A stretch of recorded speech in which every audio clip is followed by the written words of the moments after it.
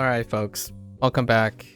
It is day 300 with Duolingo Japanese. 皆さん、お帰りなさい。今日は300日目です。It is day 300 of Duolingo, and for the next 7 days ish, we're gonna fill this out.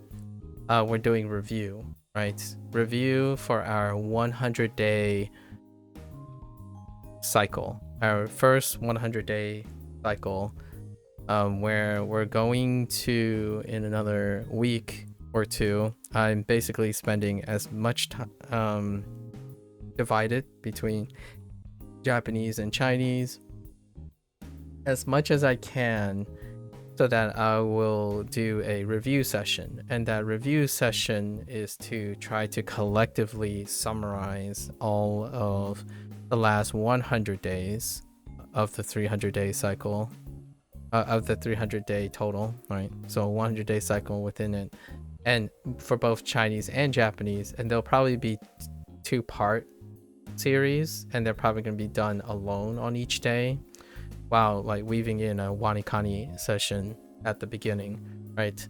Because those will probably take 16 hours total or something like that, 8 hours each. Maybe we'll do it in more than 2 parts. So where does that leave us, right, in this crazy mess of kanji madness? Is we're gonna go through and we're gonna quote unquote gold box as many things as we can, and our review session actually goes all the way back to unit 48. So we have to cover 48, which it looks like we did a bunch of, we stayed studious and then we kind of digressed and then fell behind, right? So we got lots of gold boxes to go. Let's see if we can pick up any things. And I think how we're going to do this is, since we're not doing recall today, usually we do some sort of active recall for the unit previously through writing. What we're going to do is I'm going to open a invisible notepad. I keep telling myself I was going to put the notepad somewhere at some point, but we haven't gotten our layout here. It probably would be somewhere above here. We can insert a notepad of some sort, but for now I haven't gotten around there to finding a smaller useful type of thing. So there'll be an invisible notepad. I'll keep track of any kanji that I'm like what face, and then we'll write it at the end, and then that will be our recall construct for the next couple days. Those would be the way that I would account for my weaknesses, right? Something that Wanikani does very well, actually, so far. Okay, there is a mistake category right here, right? However, I think they're tied to just the lesson. So okay. All right, so let's try to gold box as many things as we can, hit that maximum dopamine, right? All right, what kanji unit do we have first? It might be, I saw that the first one was probably 2 units before the actual review, but it will be a good way to see where we're at here. Okay, it's 44, so it's 4 before. Oh, it's only 3 units. Okay, or 3 little boxes, which looks like it might be 1 each. It might be 2 here, 2 here, and 1 here, so 5. Okay. Oh, yo kakan. And why isn't it tapping? 4日間 Yokakan. What wrong pitch? What's wrong pitch? But something's not tapping very well. Okay, this is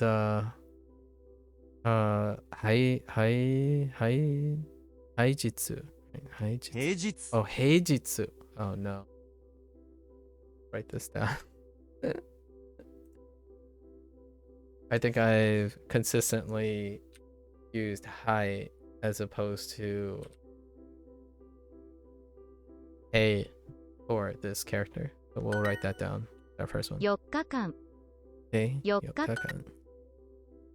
Heijitsu. 平日 Heijitsu. Heijitsu. 4 Oh, that is a not accurate. I think I'm pretty sure that he just said yon. 4 Anyways, 日間 yeah, it's Yo. fine. This is 間 this is a known overlapping issue with synthetic voices when things counters have a wicked time figuring out which read, like which adjusted read for these characters. So 平日 you kind of get 平 used to 日 it. 平日 Heijitsu. Senchu. 先週 Senchu. 4日間 Yokakan. Which one did the ichinichi ni? 1日に Yeah.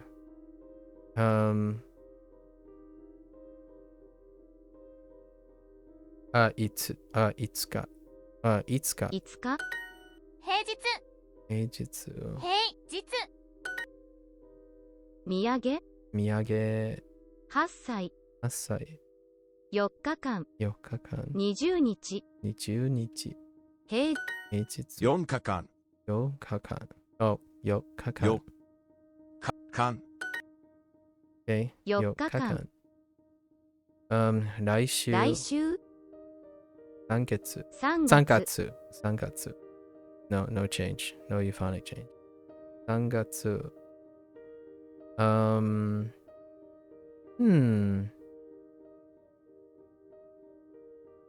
日 No 10日10日10日平日平日 Okay. 平日実 My IME on? No. Of course it's not. Okay. Alright. 会計会計。会計。 4日4日学生学生。 4日間4日間平日。Okay. Alright. Alright. That clears. Oh no. Wow, there's a lot more. Never mind. Just kidding.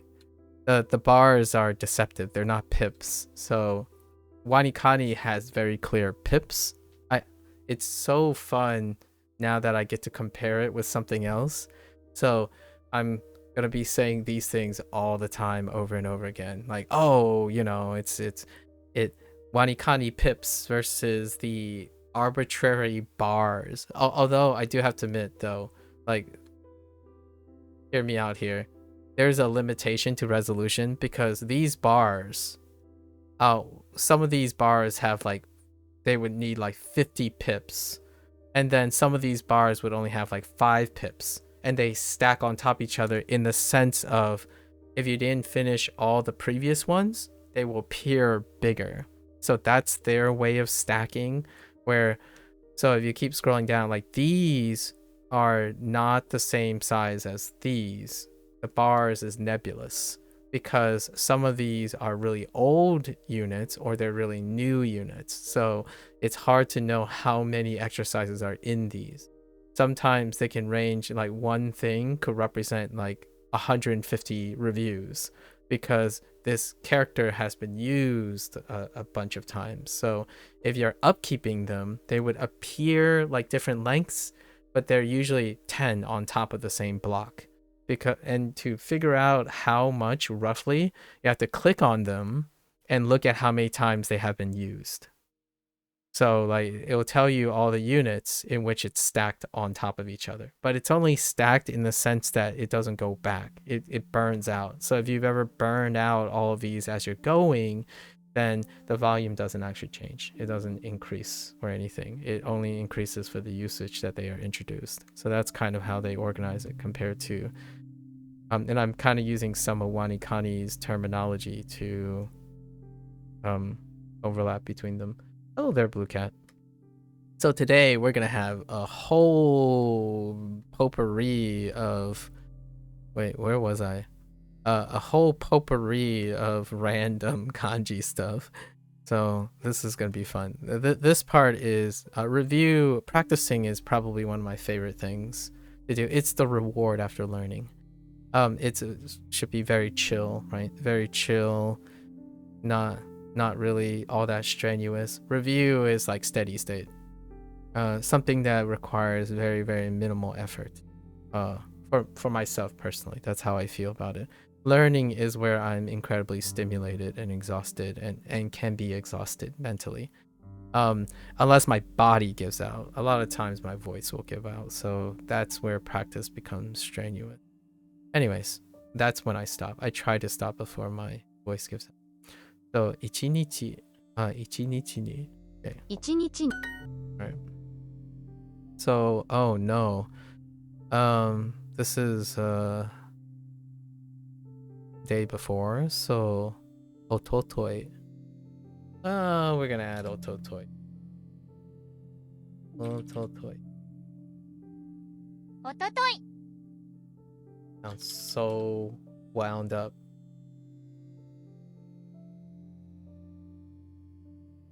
Okay.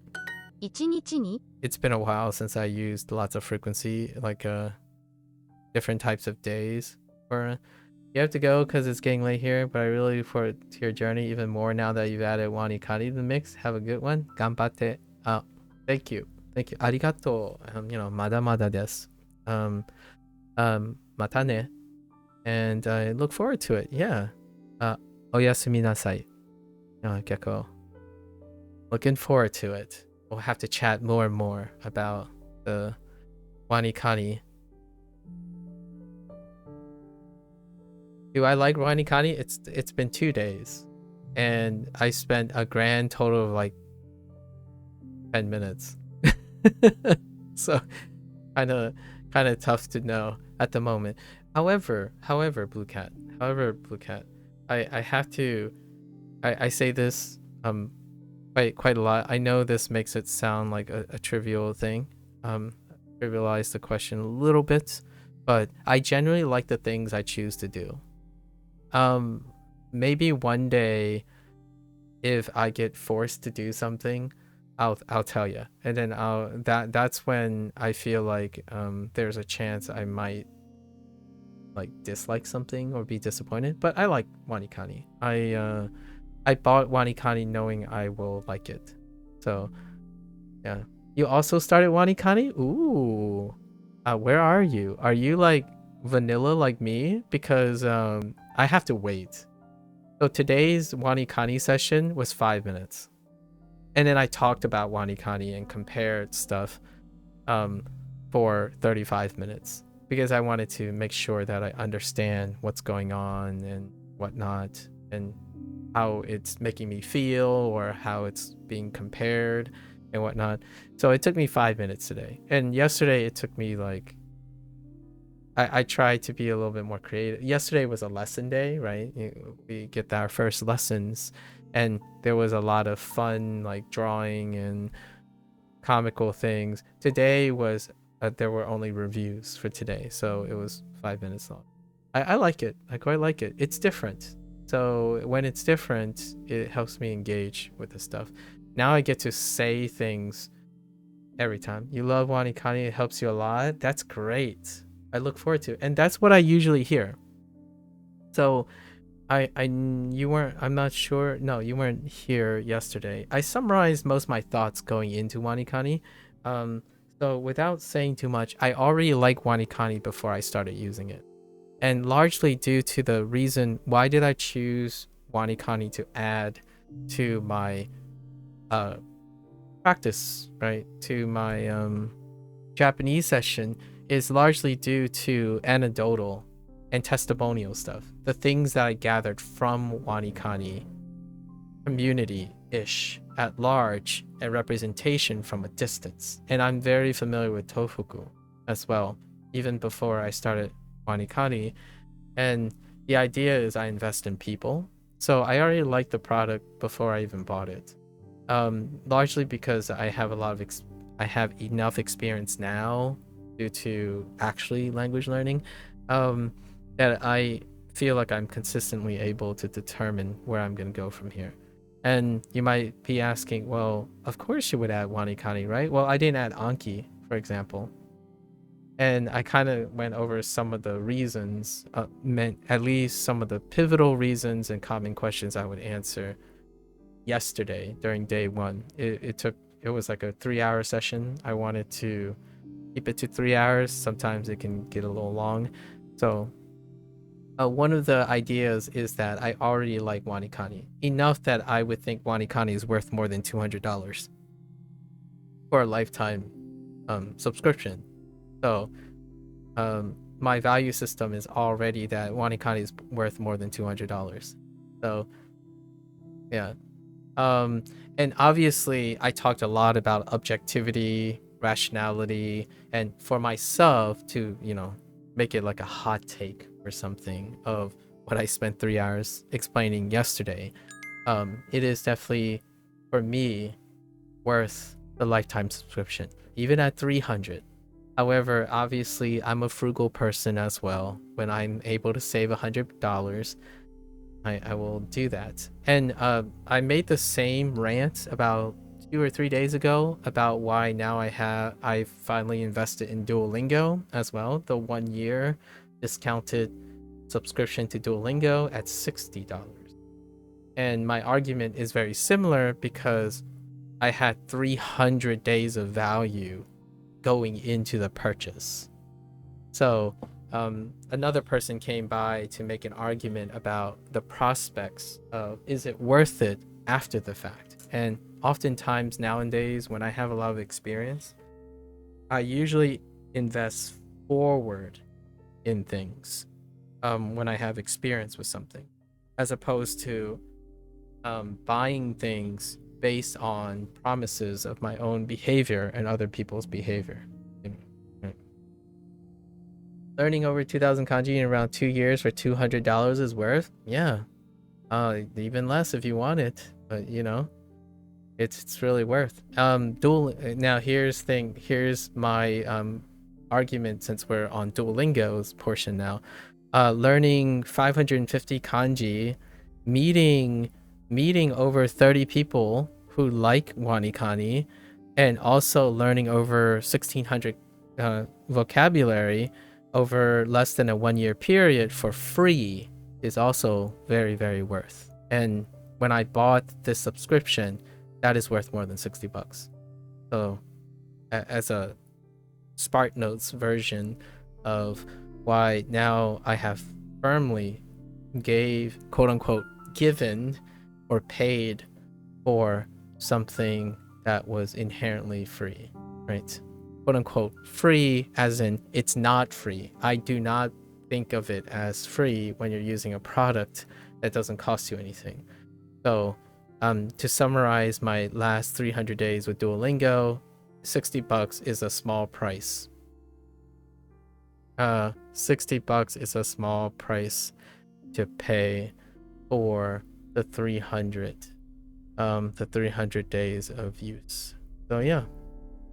Anyways, if I were to do a selfish thing, which a lot of people tend to do it in this way, they would equate the value of their time. However, the value of my time is also lifted by the action of doing the thing and then having the opportunity to interact with people. So when you equate, say, oh wait, but it's technically not free because you're using your time, right? A lot of arguments would be, oh, Duolingo, you don't learn very effectively or efficiently like wanikani or anki. Like individuals like to make products attack each other indirectly, even though they all coexist for your convenience. The idea is, oh yeah, but you're wasting your time because you're using time. Well, hear me out here. If you want to buy it into a product and use it, then you get your value. Fantastic. If I'm using a free product, I'm using the product. So I'm able to use the product. So what do you gain from that is not just, right, the value to yourself, I also was able to stream something dealing with language learning for 300 days. And I was able to have people be angry at me, excited for me, learn with me, all in the process. And to me, that is far more valuable than even my own Japanese fluency. I'm not the type of guy that would value one's own proficiency without interacting with other people. My personal take on things is the investment in people, and the people that make products is the most valuable thing.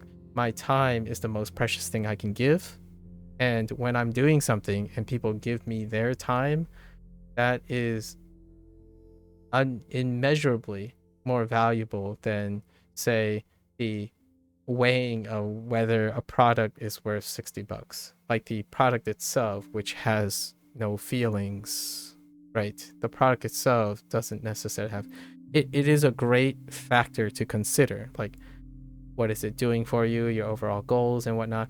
But I tend to evaluate products as well. So if someone says, oh yeah, my product sucks, like I bet I can't find anyone to review it. It's like, well, do you trust me? I trust you, so let's review the product together, that kind of thing. So I would invest in the person. Why did I choose Duolingo first? Because the odds of interacting with people are exponentially higher for someone like me in my position and my like take on things and how gated my requirements are for like active participation compared to Anki, for example. And then Wanikani is the next natural thing because due to me starting Duolingo, I've met a unanimous, it's one of the biggest reasons why I started Wanikani in the routine now, because it was unanimous. Those individuals who were selected to be here offering their opinion have like gives me the evidence that they have used the product for some time, understand and interact with other people, and have developed interpersonal skills. Those people unanimously find that Wanikani is a wonderful product that they added to their growing list of tools that they use to learn Japanese. So without hesitation, Wanikani would be the next logical choice. Also, I think I won't get into trouble with Wanikani. There are others like graded readers that I think streaming is probably going to get me into trouble. So there are like actual literal objective problems. I don't think Wanikani is one of them. At least the impression I've gotten. Who knows? There's always a chance down the road that I would get contacted by, I don't know, Koichi or something in their team and say like, can you not do this? And I'm like, so for now, we'll see where it goes.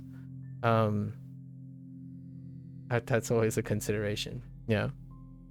I'm so happy to hear that you're at level 4, and just now Gecko was really excited to tell me about Wanikani because they're at level 38, so that's a true blue Wanikani, not a competition, but that person seems to really like the product as well. I think streaming Wanikani is going to be I already made some like loose expectations of my early days of how I would interact with Wanikani users, as in when I started streaming, right? Because Duolingo had a very specific type of experience. So far, I think regardless, the odds are Wanikani experience. When people talk about Wanikani or people come together, I think Wanikani's like philosophy and its product and developer and how it's advertised is well suited so for their target audience. So when I bump into someone, they're conversations are very pleasant, right? It's coming from a viewpoint that's not antagonistic. That's one of the things that make me hesitant in investing time on Anki. Not that I'm saying the developers are at fault for this. It's largely, I mean, it's a all responsibility issue, kind of. Your product can condition specific behavior and learning and selective, like pre-selection. So you oftentimes, when I'm looking at products, when someone asks you for like recommendations and advice, you often look at what type of inherent behavior that is being conditioned by your product. Because like YouTube, Facebook, TikTok, and whatnot, this is a very important business consideration and user consideration, because one has to be very aware that when you invest in a product, especially a product that will consume like 2 or 3 years of your life, or a live service game, for example, like Fortnite, that would consume like 7 years of your life or plus, and Minecraft, you being aware of what type of community you're entering that is possibly appropriate for you, or what type of reaction you have, also affects someone who is wanting to stream the content as well. So Duolingo was an uphill battle. I was up for that challenge, right? Like, I prepared myself mentally and learned a lot about rebuttals and learning how language learning can be dynamic enough to create competitive process.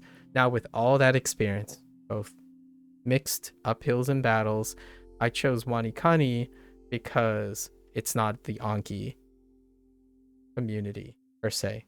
I put in community in quotes because Anki pre-selects for loner behavior, and that can work for people who like being loners, like they like solitary studying and whatnot, and high willpower, self-induced, incredibly disciplined, but that also comes with incredible high self-identity and lack of empathy for like early stage stuff or diminished return by investing in others. Like, there's less of that, right? And Duolingo is on the other spectrum of things. Pretty much everyone and your like mother would be familiar with Duolingo, largely due to its community forward, casual forward, at the expense of proficiency kind of approach. And then Wanikani seems like it's a kind of a nice in between.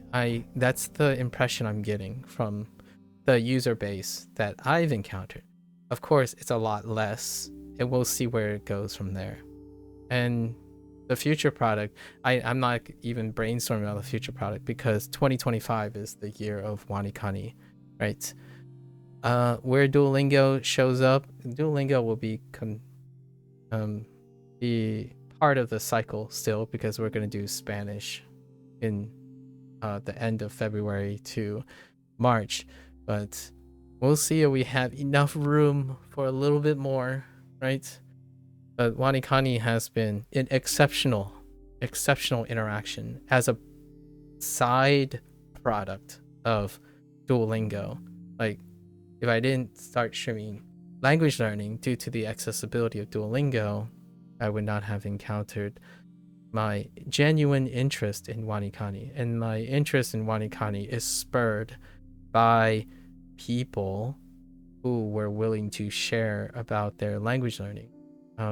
I choose things based on how the value system that other people communicate. So I said this a couple of times. If someone barks an order at me and have no consideration for how the context of things or the investment, I'm less likely to listen to their advice, because they have no empathy. Like, when you say you're just helping, that's not sufficient to create a behavior that you're prescribing something.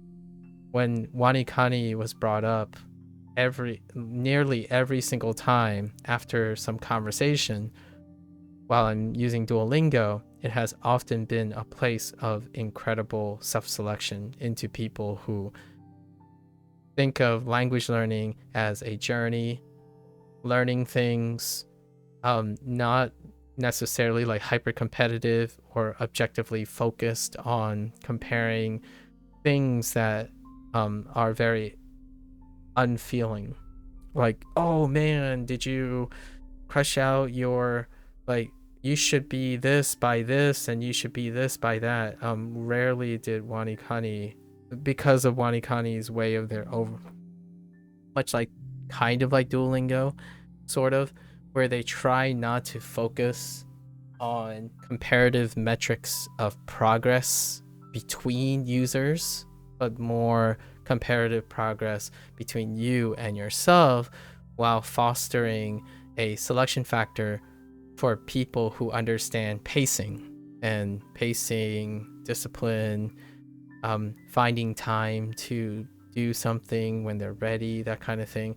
And overall, the Wanikani language is incredibly encouraging. Obviously, Duolingo does not have those kind of things. It's more on the other side where they're trying to be implicitly as flexible as possible and approachable as possible with engagement that's more akin to social media, right? Anyways, super neat contrast. Actually, those, interesting enough, those who actually stick with Duolingo have a personality that's quite similar to those who stick with Wanikani. We're not talking about those who come now. With that said, there are less people who go out and witch hunt due to Wanikani being very selective. Like Wanikani's a target, when they target their audience, is very specific. So there's less and less, let's say, misses. There are more hits than misses when it comes to an appropriate audience for Wanikani.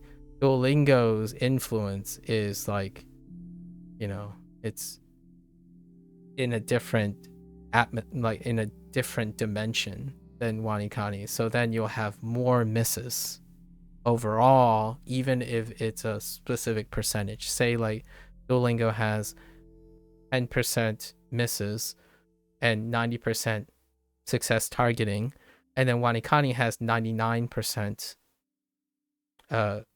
accurate targeting and 1% miss. So the likelihood of encountering someone who's upset about Wanikani is astronomically smaller than a small percentage of Duolingo users. So the odds of me encountering them is less. So I have to keep that in mind, but at the same time, sounds like Wanikani devs got it down. Which, for the record, you might be thinking, oh, but Duolingo and Wanikani, they might have less time available to people. They're both in 2011. They're relatively new products that coincidentally line up. They were both launched in 2011. So it's interesting how these two products diverted. Overall, though, the wider your audience is, the more likely that your average satisfaction will get challenged to go down.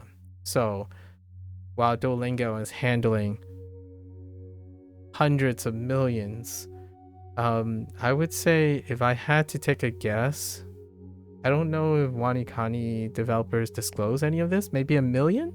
Are they in the millions? I feel like there's at least 1 million, right? It would be interesting. I didn't do any like digging or anything if they mention anything in their podcasts and stuff. Yeah.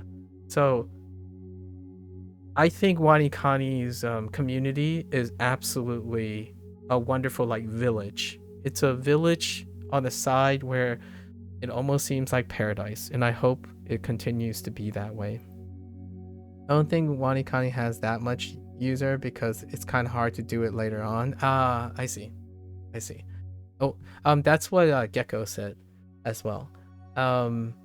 Gecko mentioned that it can become like distinctively overwhelming.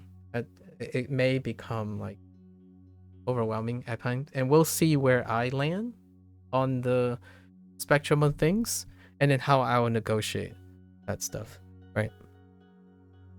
I think overall, though, even for those users, Wanikani, the ones that stop using Wanikani after a while, they still were left with a positive impression.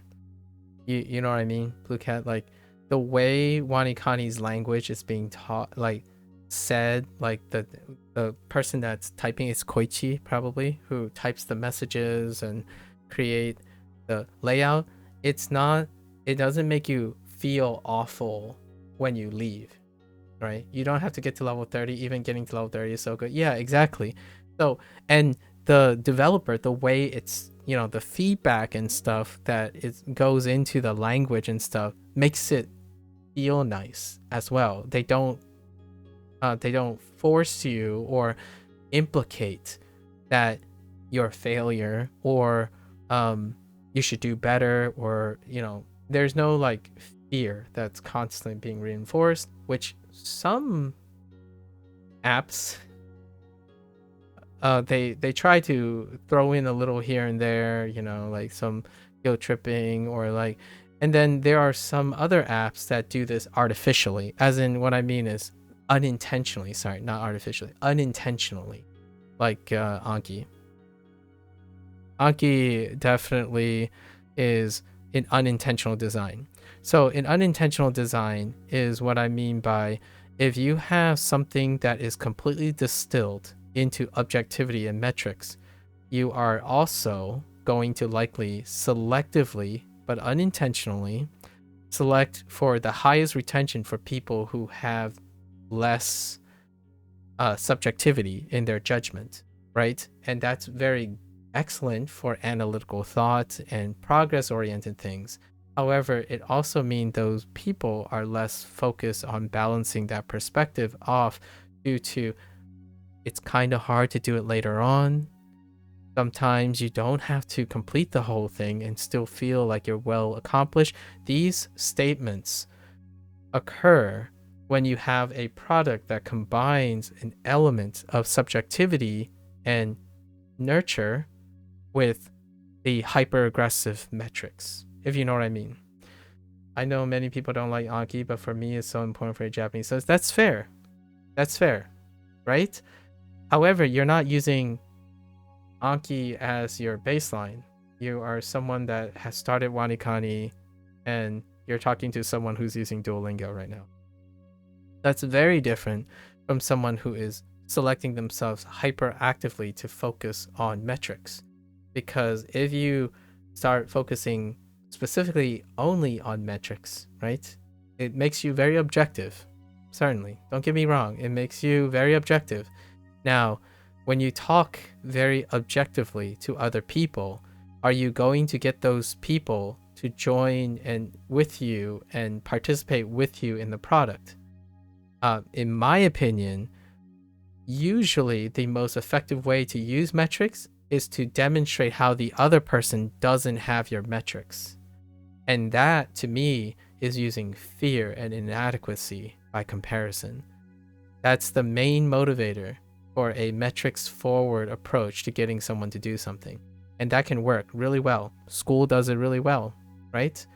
Like, hey, you got a C, the class average is an A, what up? And it's not gonna, no one's gonna ask you, they're just gonna say, here's your C, and the class average is an A. You clearly suck more than the other class, the rest of the class. That's what metrics get you. Wanikani has metrics. They're individualized metrics, and they come with messages. They come with curated, actual, like it's not a person live trying to coddle you or anything, but it does give you a sense of feeling for your care of your health. Like, hey guys, we have to take a break sometimes because making a break leads to memory consolidation, that kind of thing. Anki does not do that, right? Anki is a workhorse. It is a mechanical, super by the numbers appeal that is super great and useful when you want to cut to the business, get down to business, do your thing, and go about it. However, Anki doesn't help you when you're feeling bad, or it doesn't normalize a human touch, even though there might not be a human touch, right? Apps tend to not have human touches because they're apps. However, That's where teachers come in, right? That's where when you interact with a friend who speaks something, target language, those are the things that are absent in these. And you're a human, so you could choose to reject your human needs and say, I'm strong enough for this, or you can balance it out with Anki and something else, right? If Anki hurts you now, if you go to Wanikani, it might be like, hey, you've been making these mistakes, but let's give it a go, kind of thing. Or you go to a teacher or a friend, right? If you have them available, which typically not everyone has those available, they would have different takes because it's imbued with some humanity. Now, there's a time and place for that. When I need to get things done, I certainly would rock the metrics, right? Like rock the metrics. The idea is the makeup of Anki users, predominant Anki users, are stat forward people. So, and then the makes of Duolingo, for better or for worse, up to you, it's dependent on your objective. Duolingo is for communal shenanigans and engagement first. It's a reflection of their product. Duolingo, some people might rather spam meme videos, right? And talk about meme videos, how that relates to language because of their special interests as a priority over how many kanji did you learn per day, right? And Wanikani is kind of in between. And I like that. I like that Wanikani is in between, that the users do not come up and say, oh, what league are you in, or how many what is your metric? Did you get to JLPT 4 by 3 months? It's like, oh, this isn't fast enough. Like I'm doing like 100 a day. Or it's like, I've reached 1500 this. Have you reached where are you at? And Duolingo has this kind of thing, right? Duolingo has this kind of thing because Duolingo also uses metrics, right? And Wanikani does too. The difference is how big of a part is that.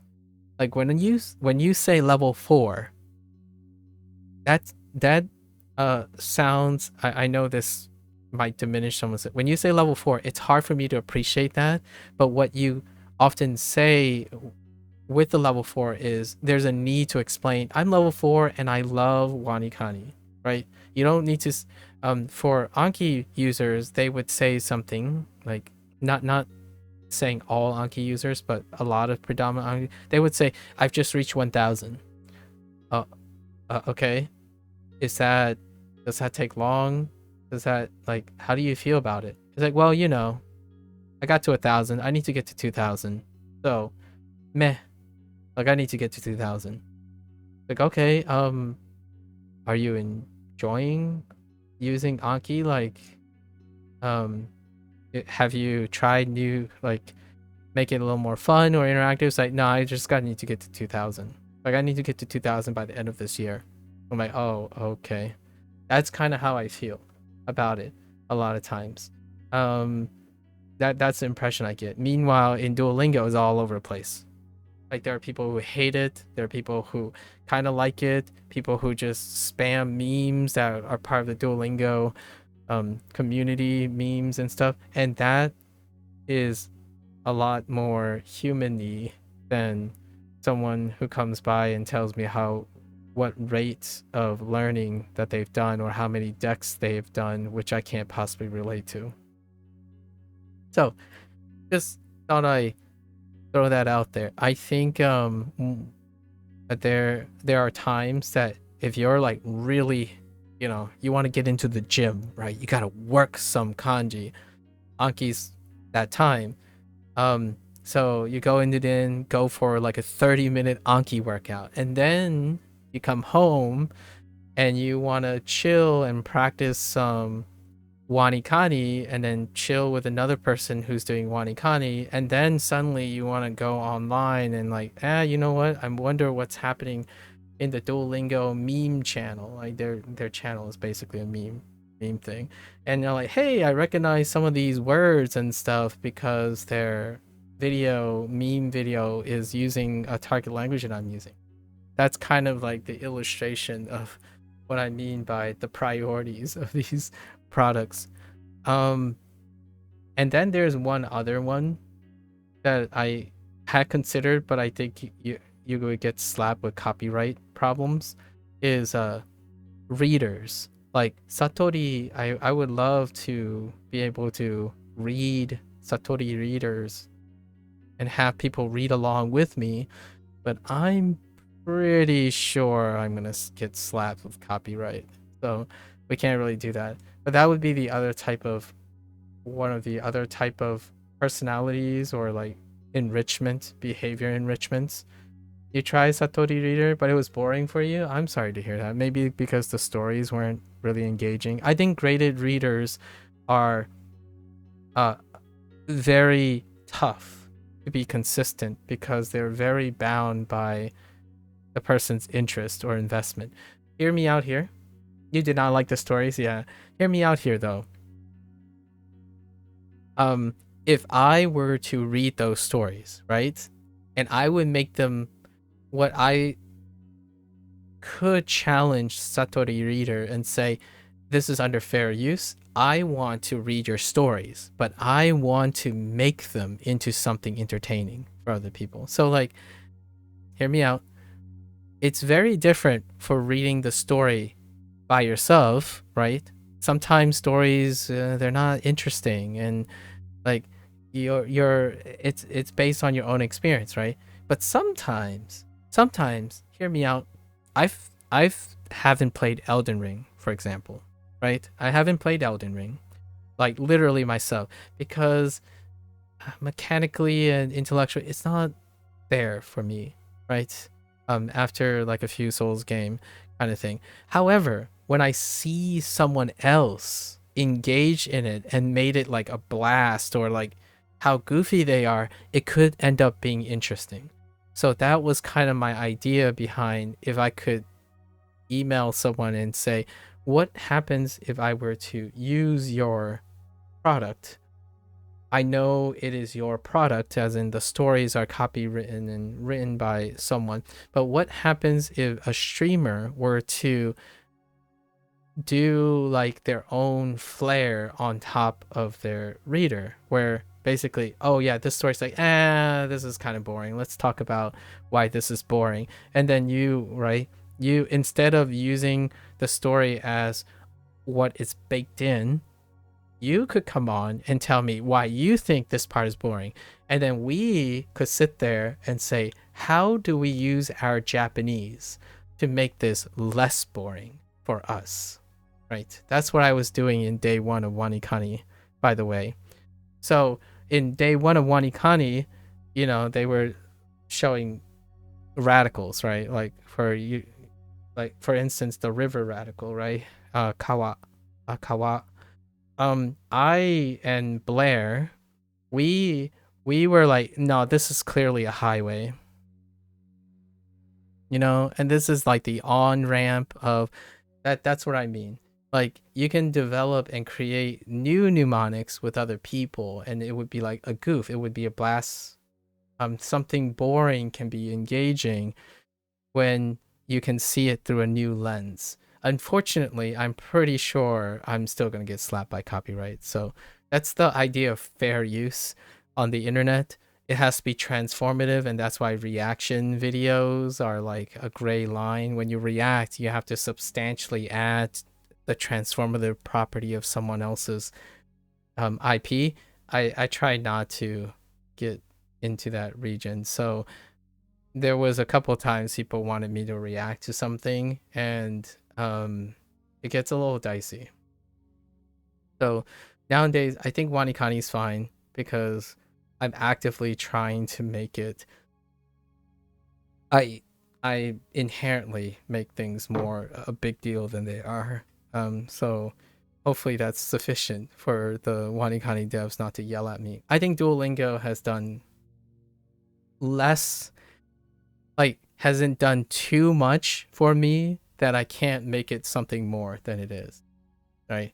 Like, this sounds like you're doing it on intentional or not, but this is how I make my life interesting, right?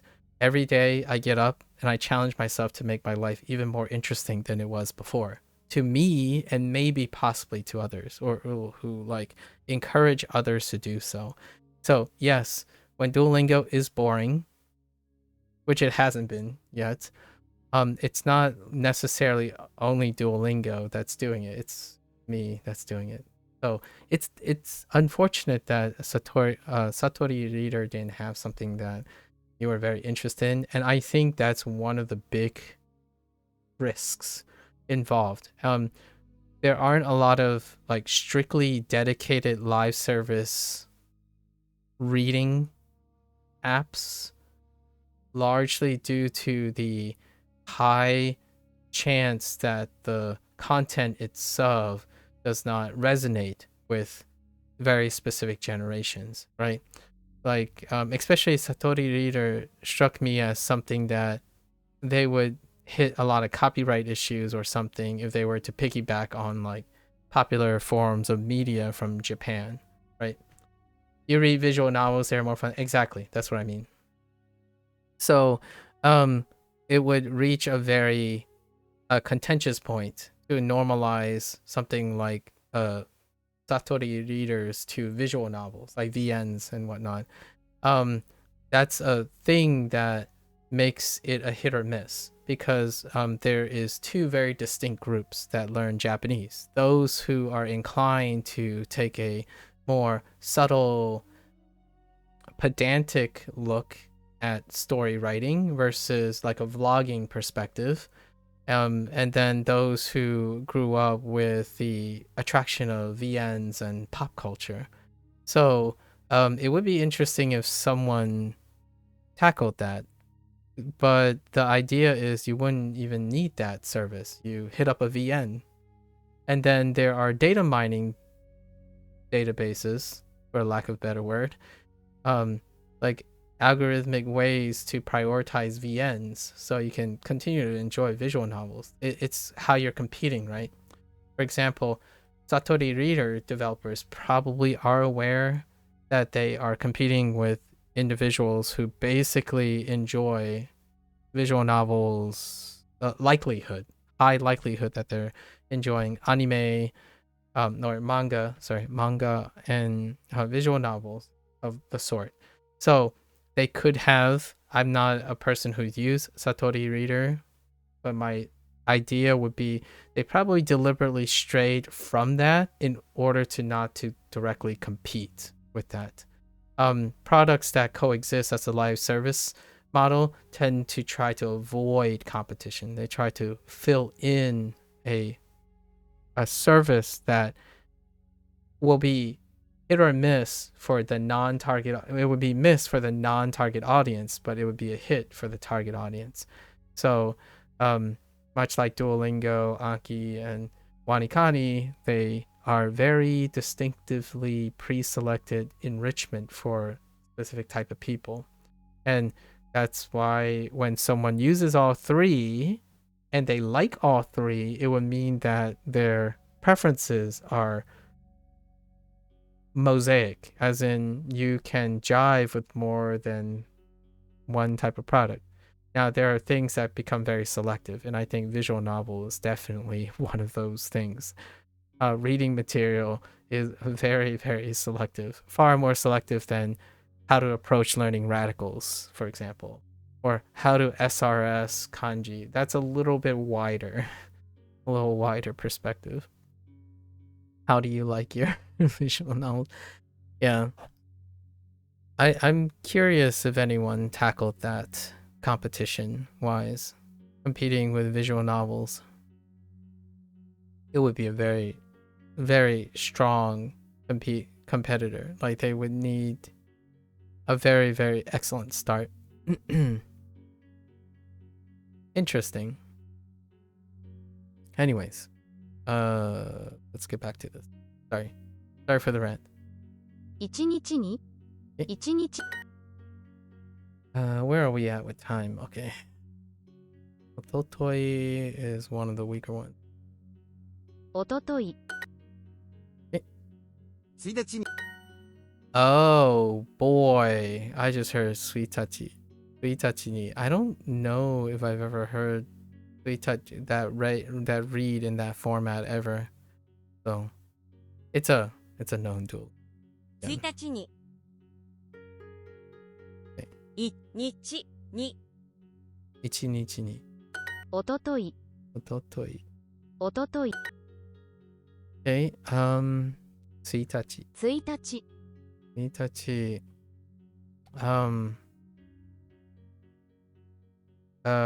Gogo. 午後、先週、 Sensu. おととい、 Ototoi. 一日、 Inichi ni. おととい、 Ototoi. おととい、一日に、 Inichi ni. I'm getting like I'm starting to have that weird honeymoon period where like, oh man, we should try something else new after Wanikani, but I gotta resist. Discipline, right? Sometimes when you get that dopamine hit of the new thing, you kind of want to enter another dopamine hit, and it's such a human condition thing. Like I'm resisting, obviously. I don't want to pile on too many things and not be able to, like 2025 is already off to a new project, right? And Wanikani is a new project. So gotta resist not to OD on dopamine triggers right off the bat. I don't know if you ever heard of the like the New Year's resolution human condition, where like oftentimes when you think of fresh starts, often New Year's resolution has this really almost notorious joke or like cliche of whenever people plan New Year's resolutions, they would list like 16 to 18 things because, or like a more than they can juggle, largely because they're trying to take into account the year in experience. And oftentimes like I forgot what the statistic was in terms of self this is like they took surveys where voluntary selection for these surveys, and at least 70% of New Year's resolutions are dropped within the first 2 weeks. Or it was something like that. It was like an absurd thing, like 3 out of 4 people break one of their New Year's resolution immediately within the first month. And it's pretty classical, and it dealt with gyms. Yeah, gym was one of the survey studies. Like most people start going to the gym at New Year's but quit after 2 weeks. Yep. So my thought here is like, oh yeah, I just started Wanikani and I'm already like, maybe I should add more things to it. Heck, we might as well just throw in Anki.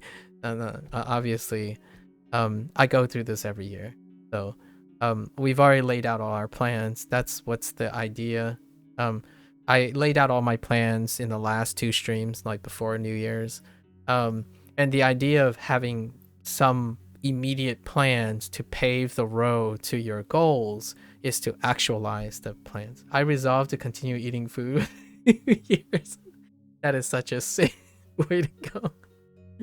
Yeah, I resolved to do things that I'm already currently doing, right? One of my New Year's resolutions is keep doing the things that still work. Like I continue running because it's past 700 days now. Continue using Duolingo. That's one of the New Year's resolutions, right? Because I've already invested and I've done it close to a year now. So the baseline resolutions are the ones that which I honestly, hear me out. When I see people's New Year's resolutions, it's often, I would say 70 to 80% of their list is a list of things they want to change about themselves, right? I personally think maybe 50-50 for someone who's more focused on changing. However, for me, as a very, I would consider myself fairly consistent and happy in my current state. So actually my New Year's resolution includes most things that I already do well and continue to develop them into the future. So how do I elevate my Duolingo experience is one of my New Year's resolutions, and I have a lot of plans for that. How do I elevate something that I have already been doing for a year now, language learning? So, and then occasionally throw in one or two things in which I would change dramatically, like start something new. Oftentimes, New Year's resolutions are filled with things you're starting, as opposed to also, I would say a healthy person would spend a vast majority of the time improving some of the things they have already started for a long time. Like, it's kind of one and the same, but the mindset is a little different. When you start going to the gym, it's viewed as starting to go to the gym, as opposed to improving your fitness, right? You already have an ongoing fitness. As in, is your fitness declining? Well, let's decline less. So starting gym is in the perspective of your fitness journey, right? So I could say, so one of the things for language learning that I'm starting is Spanish in February, right? In February, the end of February and the beginning of March, there's some wiggle room because of release dates and stuff. I'm starting Spanish. However, that is something I'm starting. However, that is part of my language learning journey, which has already gone for 300 plus days. So that 300 plus days means that I can at least comfortably continue doing that with or not the failure of starting Spanish. And that's kind of how I feel about people's New Year's resolutions. Oftentimes, it's proliferated with things they have to start. And start as in establish an entirely new habit and mindset around it. And the odds of that happening is unlikely. So I would say a success rate is one habit at a time. So if you decide on 2025 to work on 4 new habits at once, it's going to result in one of the habits possibly starting and the rest being dropped, right? So it's not like a bad or a good thing. It's more like a human condition thing, right? My goal for 2025 is to be comfortable speaking Japanese. Oh yeah?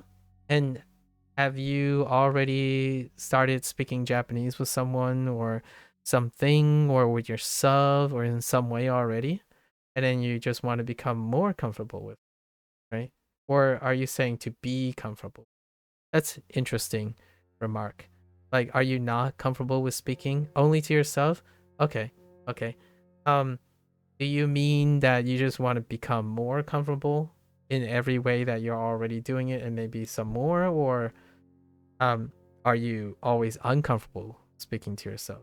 I feel like speaking to myself is fairly comfortable.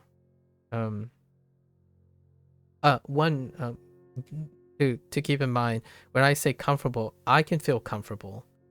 I can feel comfortable speaking at any level. The idea is that I think when you mean to be more comfortable is that you're comfortable in feeling like you're not insecure around speaking to others or something.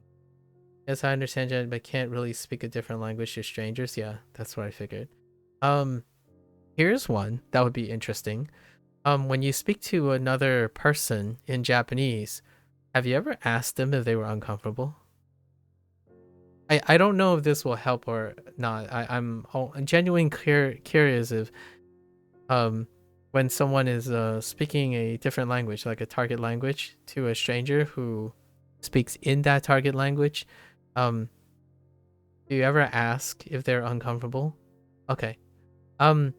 Most of the time, I would say I ask, and I think 9 out of 10 times the other person says, "Oh no, it's not a big deal," and that can kind of help with feeling comfortable.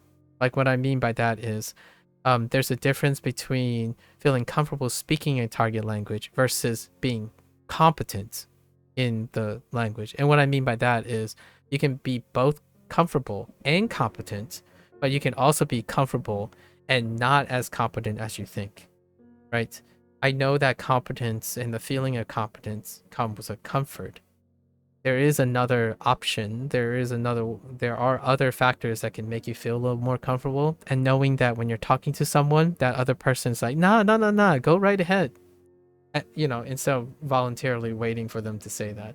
I would say if someone, for example, the first thing I want to remove is that uncomfortable feeling. So, how does that relate to Japanese and English? English. When someone comes up and they say like, oh, I'm sorry if I have a lot of typographical errors or like something, English is my second language, is like nonsense. Your English is fantastic. Just talk to me. Like, feel free.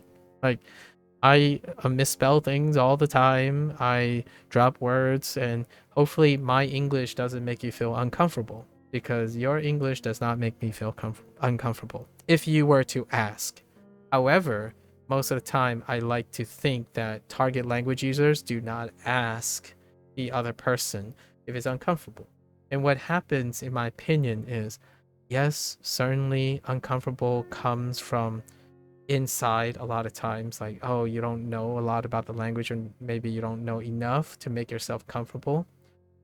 However, when you ask another person and they say, oh yeah, no, go right ahead, it can help you be more comfortable with speaking your target language, and you might be able to reach your goal as well in a different way. I mean, like, or bolster your resolution, right? Your first language is German? Ooh, I see. When did you start learning English? I don't know how varied curriculums are for Germans.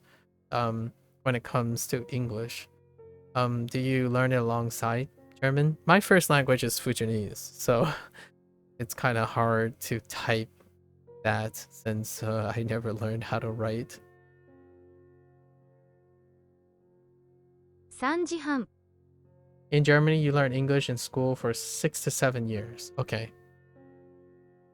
So, sometime in the middle of your education? Would that be okay? So you're pretty much then are already conversational in German, by the likely, like, fairly decently conversational in German already before you learn English, or is it like in the beginning? I don't know how well I spoke English.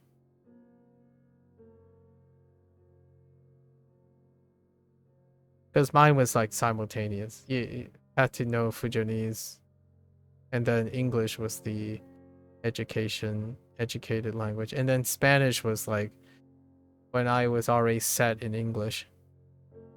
It's hard to say. You watch English shows when you were a kid? Yeah, me too. That is kind of hard to say because since I'm learning Mandarin, it does quite make a intuitive difference when you watched shows, but even if you don't pursue the education, it softens the learning curve quite a lot. Where the learning starts or where the practice starts, kind of idea. Fair enough. You could have fooled me. Sorry, I'm doing like a. I sometimes watch Babish's like ranking videos, and he always like making that reference to Seinfeld. You could have fooled me. So that's my bad. Force of habit. 3時半 Sanjihan. Not that it's something relatable. It's a very Americanized TV show that I very highly doubt the younger audience, especially one that's not from the United States, would dabble in.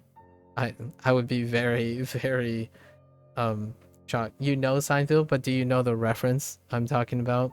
You could have fooled me.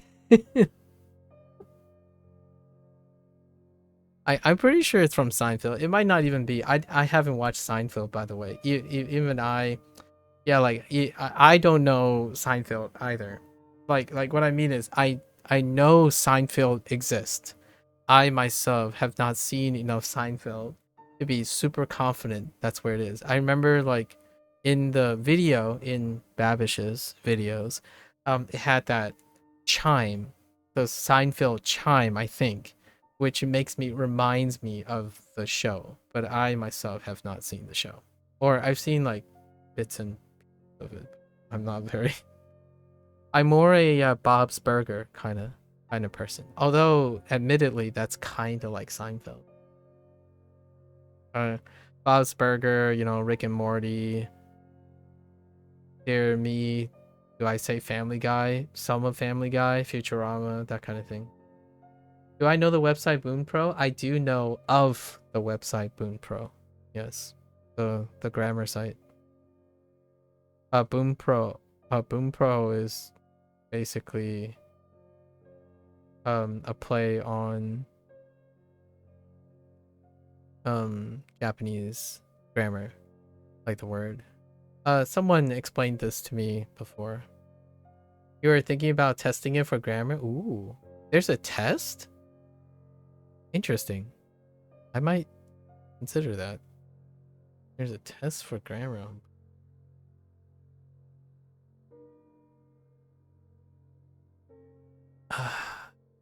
What is the pricing unit? Oh.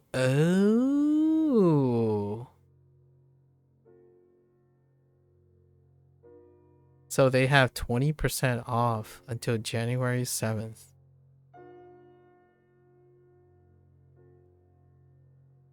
Interesting.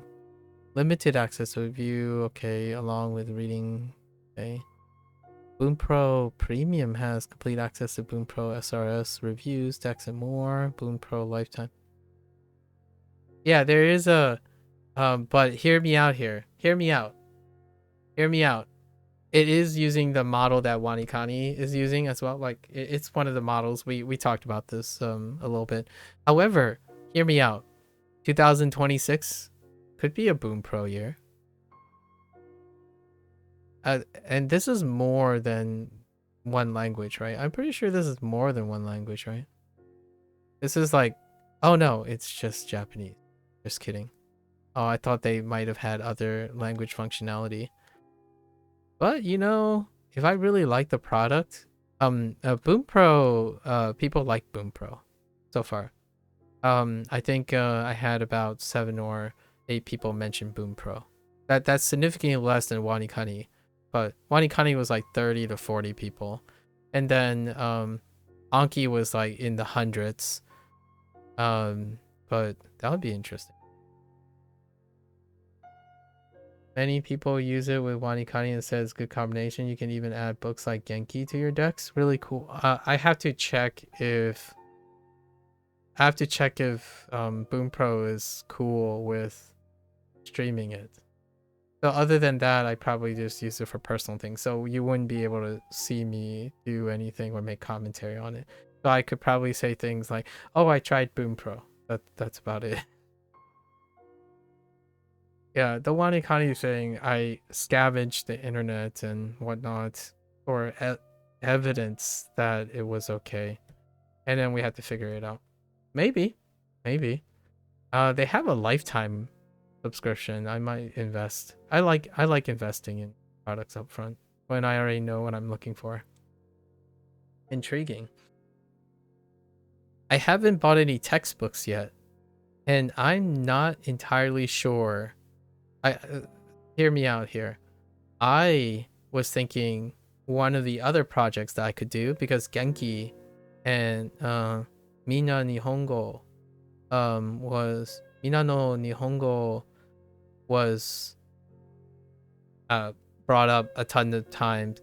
I was gonna do like a camera, like a book. Sorry, I had to cough. Like a note-taking book reading kind of thing, but I think Genki would not be too happy about that either. I don't know. I was thinking of something like a vertical camera mount They do have PDFs. PDFs would work as well, I think. I don't know if you can buy a license and then use the PDF. However, that's also a copyright thing, right? I haven't seen too many textbook related content creation related things. I was going to do something like interpretive paraphrasing or interpretive like note taking. I wanted to use some way of demonstrating how I condense information into like my shorthand. So I haven't read a textbook in a long time. If there's any type of book format that I read most in my entire life, is probably textbooks. Second, maybe slightly less than scientific articles like journals and whatnot, but they kind of read like textbooks. So I was gonna do like a thing where, oh, here's the book text, here's what I would write, you know. You forced myself to read, Genki. Yeah, exactly. So the idea was, this was another project that I thought I could do with a lot of red tape and whatnot, was I take the Genki, and if there's no PDF, I was just going to do a vertical mount, like a vertical camera mount, and I was just going to show the textbook. I was going to cycle through the textbook, and what I was going to do is I was going to do a virtual tab, a digital tab, like a notebook thing, using like a notebook app or anything like note-taking app. And then I would do like outlines, talk about how I do reference models, like how do I pull like bibliographies and whatnot into it to footnote things, right? And then organize notes so that when the notes, how to create functional notes for myself, and then show, like demonstrate how I would use footnotes and links and hyperlinks in a digital world, because I used to do that a lot later in my career, where you would write notes, you would condense and paraphrase, and then how you quickly add bibliographies and notations. So then you would get something sorted, and then how would you quick find these things? So I would actually create appendices and whatnot to use, so that when you're, and then I create a table of content. So the beginning of my notebook, you can automate this process using certain note-taking apps. They can create, you can type and structure your notes so that it becomes a drop-down list. What apps? I don't use anything anymore. It used to be, what is it called? Elephant? No, it's not Elephant. It's something like Evernote. Yes, Evernote. The reason I said elephant is because my mnemonic is elephant. Their logo is an elephant. So I used to use Evernote. If you look at Evernote, it's basically an elephant. That's why I said elephant. Just so you know, it's not called elephant. It's called Evernote. I used to use Evernote. Before that, I used what was the Microsoft Office? I think it's just called Note. Microsoft Note, like the Office Note program. But then when I used Evernote. And, you know, teach, or not teach, but demonstrate note-taking, like different types of note-taking strategies. I juggle about like 10 to 15 different types of note-taking strategies that I've collected from, curated from other people who are who really enjoyed taking notes back then. I had to learn how to take notes, like quite literally, because earlier on, back when I was a kid, it was, you know, all raw rote memory kind of thing, right? You never take, like, cue the cliche part about like getting 100% because your natural inclination to remember things and stuff was sufficient. But at some point, obviously, I also do not have the capacity to do that on hand and to retain things and record keeping. I learned the joys and pros and cons, and especially pros of record keeping. So now I stream things that I learn and whatnot. So that was what I was trying to do, but it would be very difficult without getting slapped by copyright. Like, I'm pretty sure Genki peeps don't like the idea that their product can be viewed verbatim online by someone, regardless if they were trying to transform it into something else, right? So I had apprehension a lot of times with doing Wanikani and Duolingo at first. I'm very, very cognizant of future copyright issues because I do believe if I'm not paying for a product or if I'm not using a product in a way that somewhat indirectly benefits them because it's their product, it is very important to me that these people continue to thrive because their product is something that allows me to. So reading books is a very, very, very scary thing to do when you're doing it. You don't know how to write good notes. You do write some notes, right? I do some note taking here and there with Duolingo just to demonstrate, but it's not even close to condensing like a documentary or a video or something into an essay form or paraphrasing or things that highlight people's note taking. It's actually something that I do early on. I do very early on when I ask someone, it's like, okay, so we learned something together, right? A lot of times I do this as a coordinated thing where someone asks me something and I'm like, I have no idea. Hello there, Cozy. I have no idea what this thing is. I can't help this person. And then this person has no idea. So what we do end up is, let's do it together, right? Let's do it together. I'll do what I'm currently doing and I'll let you know what I'm doing. And then you let me know what you're doing. And then oftentimes, yeah, note taking is something interpretive and constructive, or deconstructive and constructive note taking is something that I'm not gonna say it's something that you can't or can do. It's largely superseded by technology nowadays. So the convenience of technology largely makes it so you don't have to do it. Well, the idea is like, if you don't want to take good notes, it's not as necessary in this day and age because technology does it for you. The only way I would be able to say anything inherently okay about doing good note taking is that it's kind of like writing, right?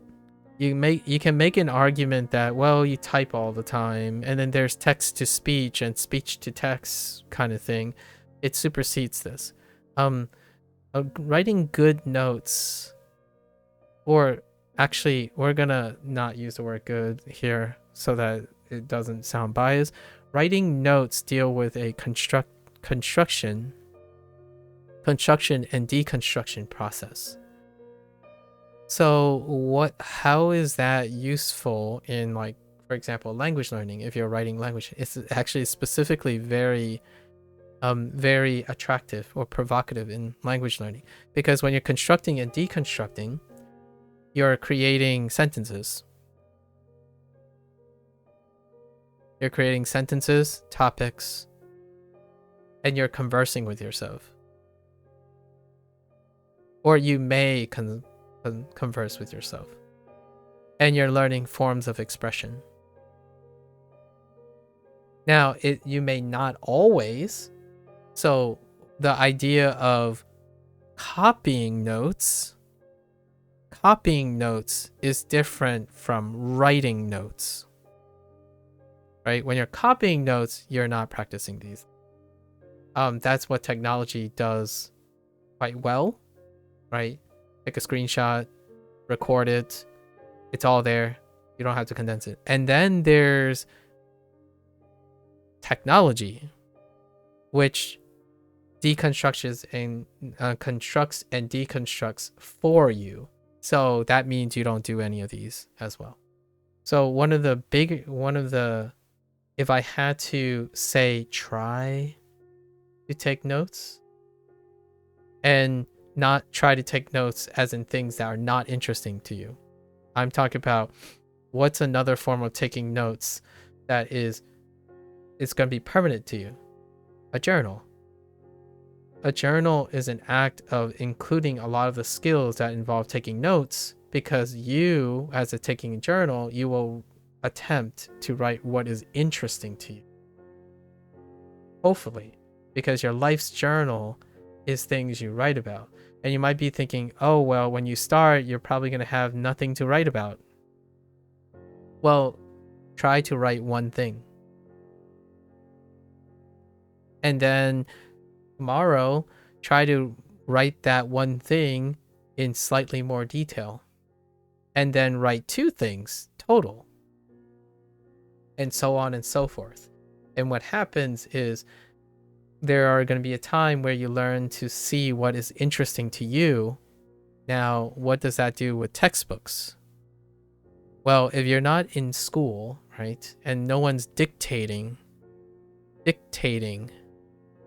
or prescribing, we'll say prescribing what you need to know, like what was important to you, you have to determine what is interesting to you, right?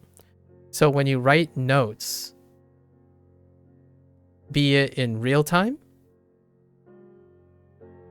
or dare I say recall, as in the steps in SRS, when you write notes through real time and like parallel, like you read a note and you copy a note or something, or you're recalling through SRS, the idea is you are constructing what is important to you. So what does that do? Sometimes you don't need to know all this. You do not need to literally know what you're constructing and stuff. What happens though, your intuition will take over.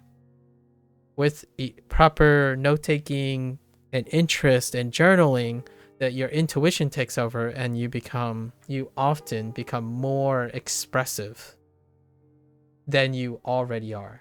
So like over time, when you initiate a conversation, when you talk about a conversation, you're like, oh yeah, this is easy. I do this every day. I write it on my notes every day. Like I write in a journal. It's like someone asks, how's your day? You're like, oh, okay. I remembered. I wrote all 4 of these things before, and I wrote it in many, many different ways. So let me tell you a story about my day yesterday. You're already doing it, right? And how does that transfer to notes in terms of like language learning and or like a special skill or something, right? Or a documentary or a movie you watched or a VN. You've already done it. You've already done it multiple times. And you even wrote down all your opinions. So you already know in some shape, not speech, but you can use the speech would be less strenuous because you've already conceptualized what you're going to say. So it's a less strange. You're less likely to be juggling multiple things, like coming up with your opinion on the fly while trying to find the proper words and pronunciation, but you already have all the words in your head, so it leans into elevating everything else. My streaming dialogue that I'm using right now is a practice of all these skills. These skills are related to my communication style. So if it looks like most of the time I kind of know what I'm talking about, and even when I don't know what I'm talking about, I'm reacting and filling it in a natural way that doesn't sound like I don't know, right? That kind of thing. Even my ums and likes and stuff are deliberate. They're deliberate in the sense that I can take control of even uncomfortable situations where I ran out of ideas, I don't know what the word is, and it definitely feeds into speaking a target language and substituting with another language, code swapping, and understanding that regardless of your competence level, you are comfortable in your own skin because you've done this a bunch of times already. Quite literally writing in your notes saying, I get this word wrong all the time. Maybe I should do something about it. Let's start analyzing that. Writing notes creates analytical thought that deals with your personal interest. And that's probably how I would sell taking notes, and where to start, right? You start with something interesting to you, you try to summarize it in your own words, right?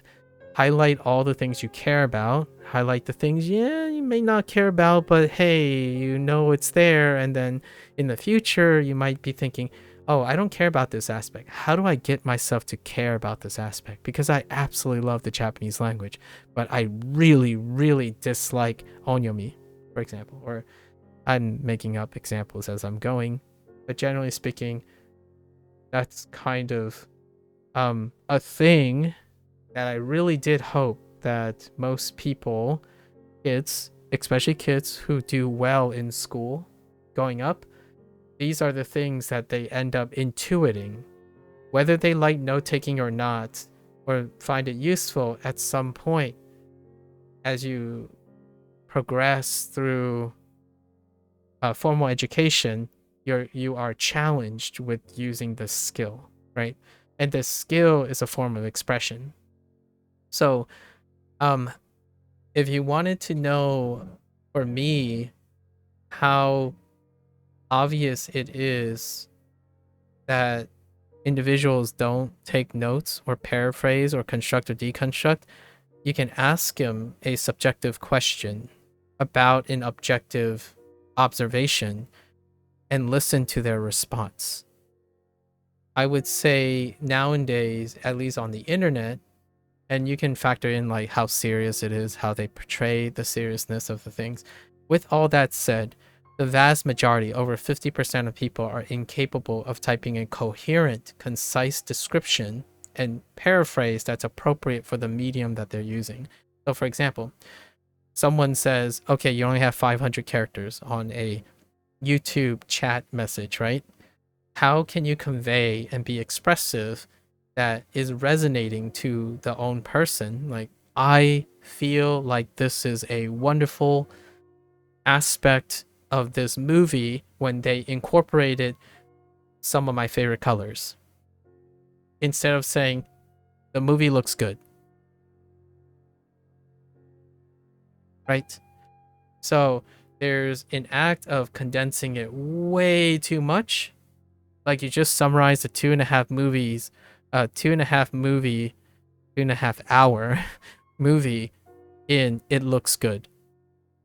That's a little too much, and there's a lot to unpack there. It's more a combination of inability to express and poor note-taking in your head, poor note-taking, right? Or the act of impractice or deficient.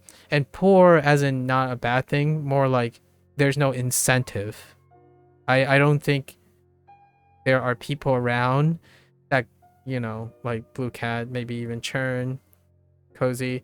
There aren't people around that's telling you, oh, hey, this is what you can do with note-taking skills, right? Here are the things that I do because of the consequence of good note-taking skills. It's often you should take notes, and then no one demonstrate there's a lack of demonstration of what does that have to do with most of the stuff you do in life. And that's kind of where I would say that's why note-taking is not a good note-taking is not a bad or a good thing, perhaps. It's that nowadays the incentives are not quite clear, and because of technology, you don't really have to do that. Like, I'm surprised apps like Evernote and whatnot stay afloat in competition with, like, this is gonna hurt. This is gonna sound really biased, but having apps like Evernote so you can take your own notes and like cross-reference your stuff and categorize your stuff compared to learning with TikTok. Yeah. Learning with TikTok is the thing. And I'm not a TikTok user, so that's as far as my comments go. However, the essays and documentaries on the application of learning with TikTok, or the trend of learning with TikTok, is very concerning from an outside perspective, like a misrepresentation of the thing you think you're learning. Cue the musician tutorials on TikTok. Ooh, boy howdy. Anyways, yeah, journal something. I honestly think, and how obvious is it to me, right? When I ask someone something, TikTok is dangerous. It can be incredibly misused or misrepresented. Yeah, it can be, it very well can be dangerous, especially for someone who does not have a clear ability yet, right? It's practice, clear ability to ascertain the validity of information. And entertainment platform, being an entertainment platform while being misconstrued as a educational platform can be a recipe for misinformation.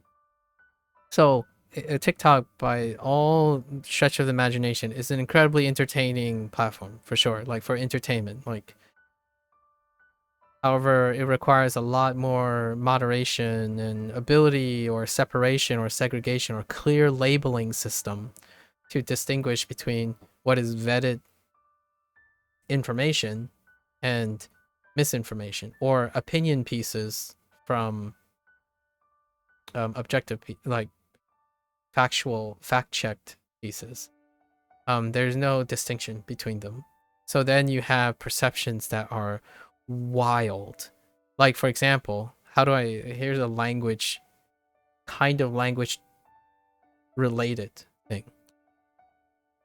And I view language, like spoken language, in more of a musicality situation. So this is relevant to language because it deals with music. So for example, this is one of the beginnings. These are old memes now, or old concerns. I'm not sure they're still true, but they have a keyboard, right? A snapshot of the keyboard, and it would be labeled like 1, 2, 3, 4, 5, right? And they will proceed to play a melody, that has over 10 different pitches. Like, we're not even gonna go towards like some of the pitches is like an octave apart, or like how pianos actually work. Now you could even make an argument, oh, maybe this is a keyboard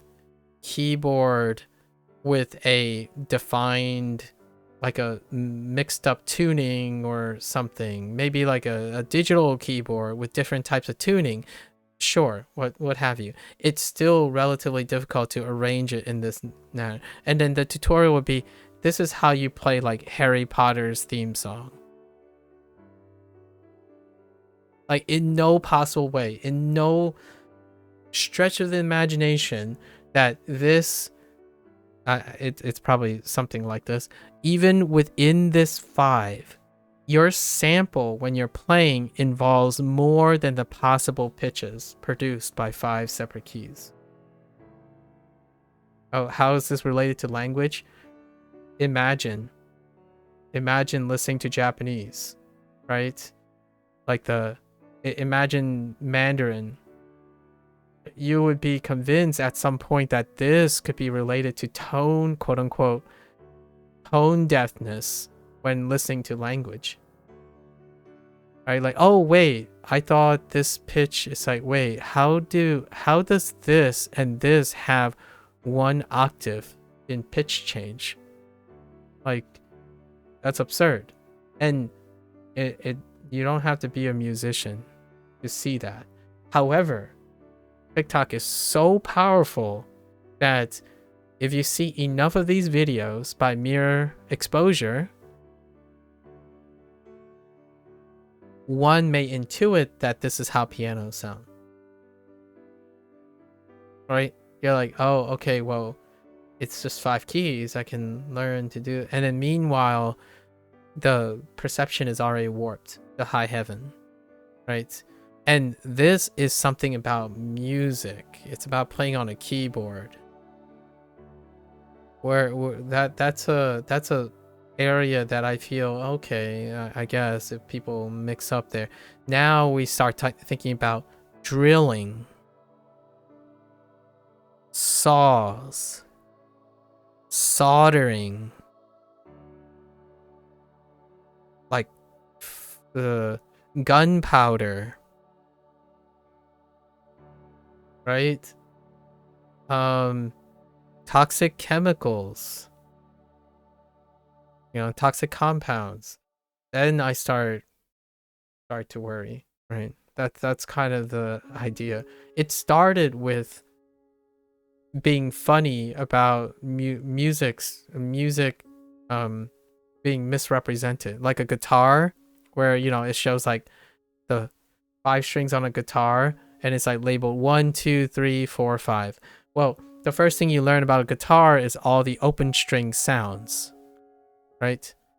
So they would show like a 1 3 1 1 5 4 pattern or something, and they're all open sounds. Meanwhile, 3/4 of the sound are not open strings in like the playback, right? They don't produce those sounds unless maybe you tuned it in a way that it has those open sounds. And even then, this pattern featured more than 6 different pitches, which cannot be produced by only plucking the 5 open strings. And the reason why I'm demonstrating this is these are the things I think about. As in, like, when you see something, even if you don't know how a guitar works, you have fundamentals. You understand observations that you take notes about. It's like, well, there are 5 strings on a guitar. What happens if you pluck all 5 open strings? You would hear 5 different sounds, or 5 different maybe pitches even. And then you ask yourself, do I hear 5 different pitches, or do I hear more than that? Right? Instead, you have people linking like, dude, look at how easy it is to play this. And I'm like, what do you mean how easy it is to play this? That person isn't playing that melody. It's not even close. Like, I mean, by coincidence, I play the guitar to some extent, but I like to hope that a vast majority of people understand that with some critical thinking, that you can't possibly produce that melody with what they showed. So there's no vetting process for that type of information either. And then you start having TikTokers saying things like this. Well, and hear me out. This is a personal anecdote of mine. You have a TikToker who says things as a person who speaks American English, and also a person who has Japanese parents and speak many, many years of Japanese. Duolingo can't teach you kanji. It teaches you 0 kanji. End of and then the 30 seconds run out. And then what does that do? Well, first of all, that's misinformation. It doesn't regardless of what that person's intent was, right? You know this person, right? Now you have an idea of this person's behavior. So now you look at the views, there's 3 million views. It's hyperpolarizing, it's super hyperbolic statement, and then you condition a bunch of millions of people thinking that's true. And now how does that impact through the consequences of that person, since people don't think about people's motivation anymore or critically think about what they say? Is that I get those comments and someone would come by and say, well, you do know Duolingo doesn't teach anything. Like, oh, okay. I guess it doesn't teach anything to millions and millions of people. So I guess millions and millions of people will continue to use a product in which they don't get taught anything. right? So I'm not saying that it's a silver lining to defend the quality of a product. However, those comments are hyperbolic, they're disingenuous, and they come from the entirely other spectrum of things. When we have Anki community saying, these are the numbers, these are the facts. So when an Anki person comes up to me and say Duolingo doesn't teach kanji, and I can tell them here are 550 kanji that is in Duolingo, literally, and there would be no argument about it. That's objective, right? But it's unfeeling. There's no subjective nature opinion about it. Meanwhile, TikTok's on the other spectrum, on like the way other end, where if your opinion and you believe it strongly enough with your subjectivity, it doesn't matter what the objective facts are, right? The objective fact is millions of people use Duolingo. They learned at least one word within a day. In any of the courses, you will learn one thing. That is more than nothing. So whatever that person said, and I got so many of these videos, I can't tell you how many times the same TikTokers repost to YouTube Shorts with the same exact message, and they continue to champion something that's absolutely incorrect. Like, I'm okay with someone saying, oh yeah, Duolingo's, the efficacy is not as compared to apples and orange, but still compared to this other thing, I was more successful with this other tool than this one. Those are fair opinions. When you clearly go out to say something that you're not correct, and you get views and popular following, and then the algorithm forwards you because of controversy and hyperbolic statements, that can change the reality for young minds. I'm just saying. You don't know man for what? You don't know man for what? Who the heck said Duo doesn't teach kanji? 3 people. It's not that much. I was picking some bad actors, but that was anecdotal. I had 3 people who said that to me. That's only when I didn't know any kanji. The first one that said that to me, it was day 2 of Duolingo. It was around day 2. It was within the first week. Well, technically I didn't know any kanji yet. My argument was, well, apparently, allegedly, this is probably, I'm quoting myself probably. Allegedly, or that's not how you spell allegedly. Sorry. Allegedly, Duolingo has a greater than 1,300 kanji in their course because I didn't learn them yet. So within the first week, the only thing I can, since it's going to be a common question, they're like, have you learned any kanji yet? It's like, well, I don't know. I've only been learning Japanese for like 4 hours. I think it was more like 8 hours both days. So 16 hours, right? And what have I learned? Kana. Oh, and just so you know, that person first said you don't learn kana. It doesn't teach you kana first. And then it's like, let alone teach you any kanji. And I could at least refute that I learned kana, so I went straight to the kana section. I'm like, look, there's this thing. And then there's a kanji section, right? But the kanji section was locked. So I can't really demonstrate truly that I learned any kanji because I didn't, right? But I know at least the facts, at least some facts, that it's greater than 1. I think 1,300 is greater than 1. And I already saw a kanji. I didn't learn it, but even within the first day, I saw a kanji character in their description or their example. I like Wanikani.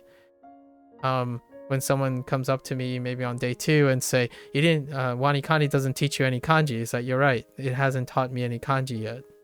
But I saw a bunch of kanji. And what did you learn in Wanikani in the last 2 days? 25 radicals. Which are not kanji. Someone could argue that. It's like, yeah, okay.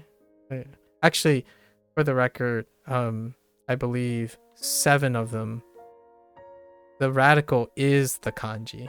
So, like, for example, for big. So, there are exceptions. Like, this is one of their radicals. So, technically, I did learn kanji on day 1 of Wanikani. Right. TikTok.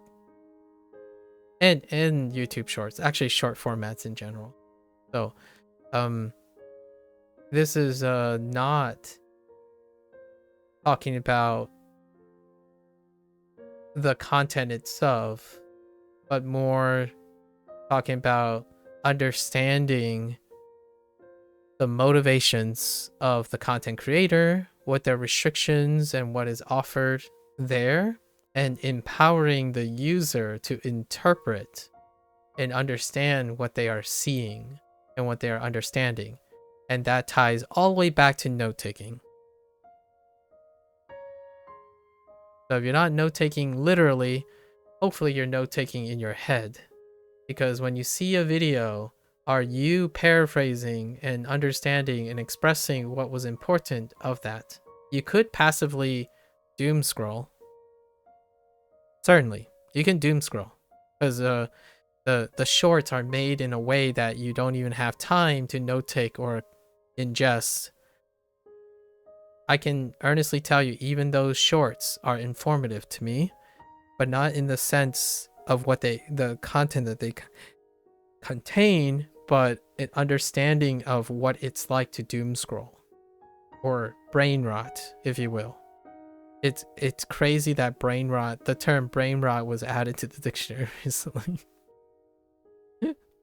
Officially, I think it was Oxford. Oxford recently added brain rot. It was the word term of the term of the year. I think brain rot is the term of the 2024's term of the year. Anyways, don't quote me on that because I'm unsure if it was Oxford, but I'm pretty sure it was 2024.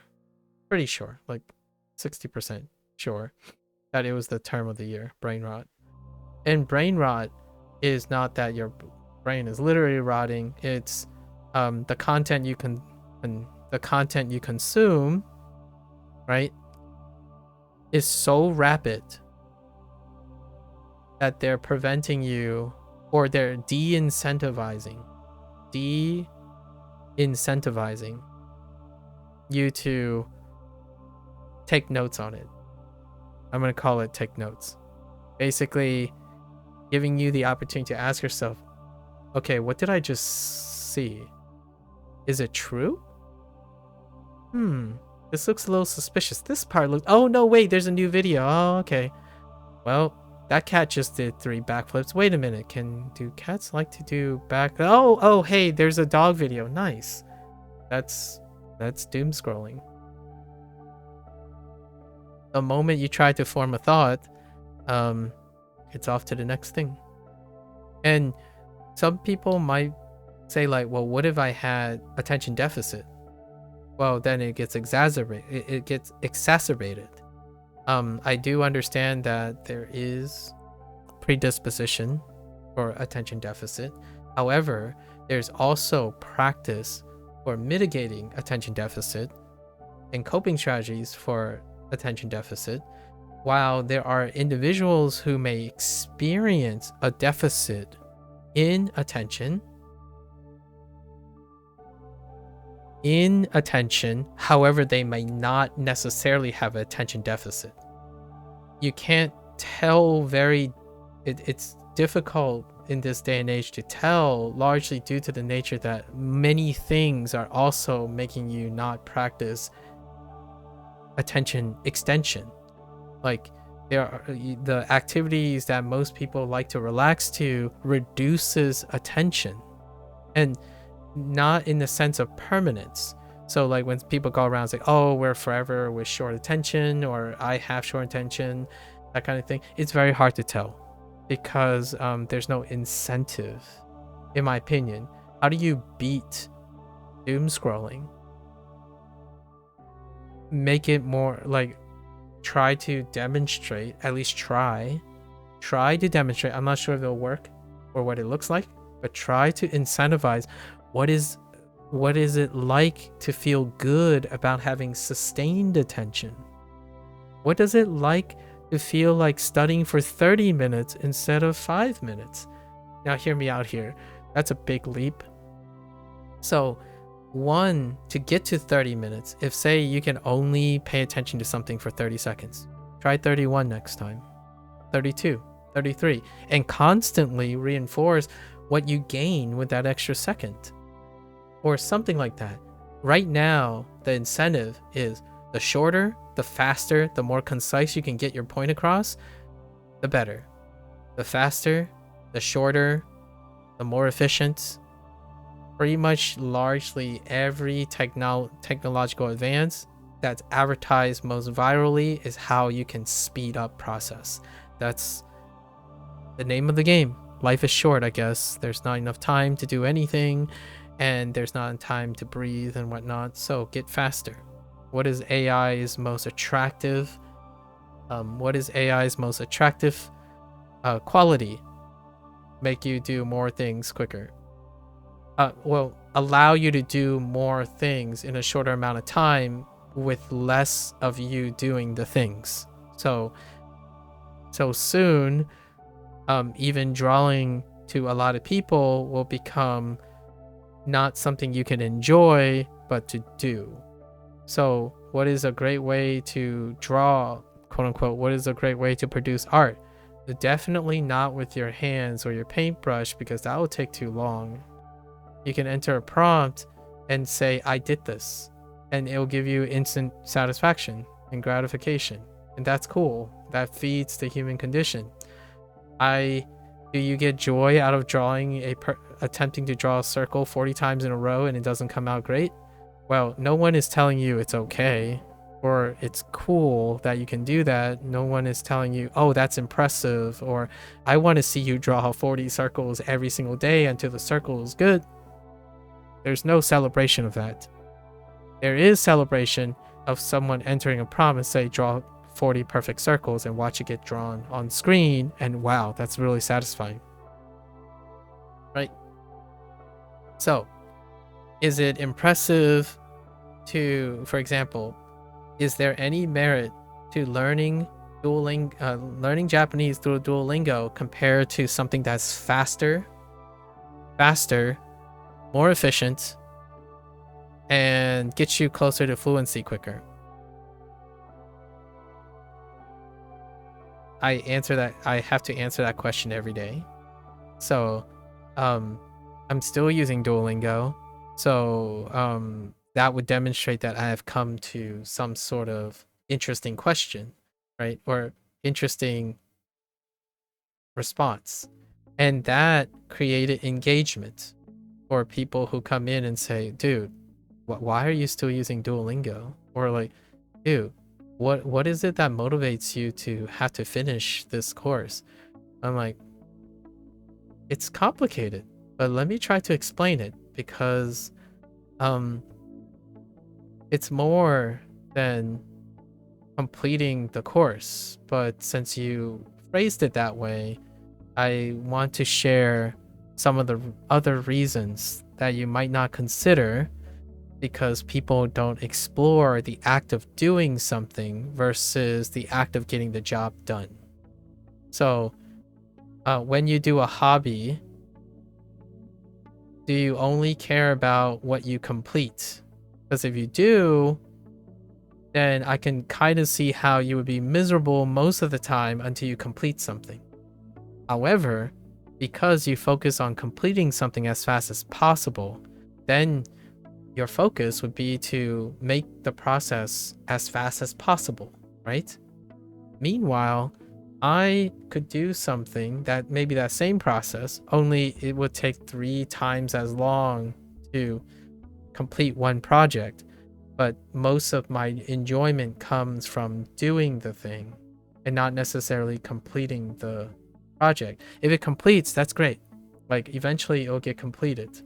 However, all the things I discover along the way is incredibly valuable to me as well. So what does brain rot look like in that regards? Using a AI generated model, create a prompt and say, I learned how to draw because I can complete paintings without breaking a sweat. That is a leap of logic when one stops considering anything process oriented and fully embracing goal oriented thinking, right? Now, I'm not saying you don't do goal oriented thinking. I'm saying both. The magic of humans is that doing something creates a potential for emergent properties. And one of them would be critical thinking and problem solving that can get practiced, or note taking, if you will. You start to take notes, you start to observe things and notice things that could be useful or maybe creative or wonderful, the details, when you actually do the things or slow down to observe those things. Regrettably, I think 90% of people's time when they're doing hobbies and voluntary is so fast they wouldn't even know where the time went. Like, what did you do today? Well, I spent 4 hours doom scrolling. Can you tell me something you learned and expressed and feel about in greater detail about the last 4 hours you've done it? It's like, I don't know. There was just a lot of things. I doom scrolled a lot of things. I can't even remember. Maybe there were cats, dogs, someone doing flips, a bunch of cooking things. Do you remember any of the recipes? Do you know if you want, did any of them look delicious? Or something. Give me something. And it would be a blank a lot of times. It would be a struggle. A very, very struggle, to the point where I would pull back. Like, I would step back and say, oh, okay, that's fine. Like, hopefully you had fun, right? The worst is when the doom scrolling show you things. Show you things? Like what, Cozy? You mean like reinforce if you're depressed, and then the doom scroll shows you constantly depressing things only to reinforce how depressed you are? Or you think the world is out to get you, so then it only shows you things about people complaining about how the world is out to get you, and to reinforce everything, so you're locked into a mindset echo chamber that you can't possibly get out of for the day.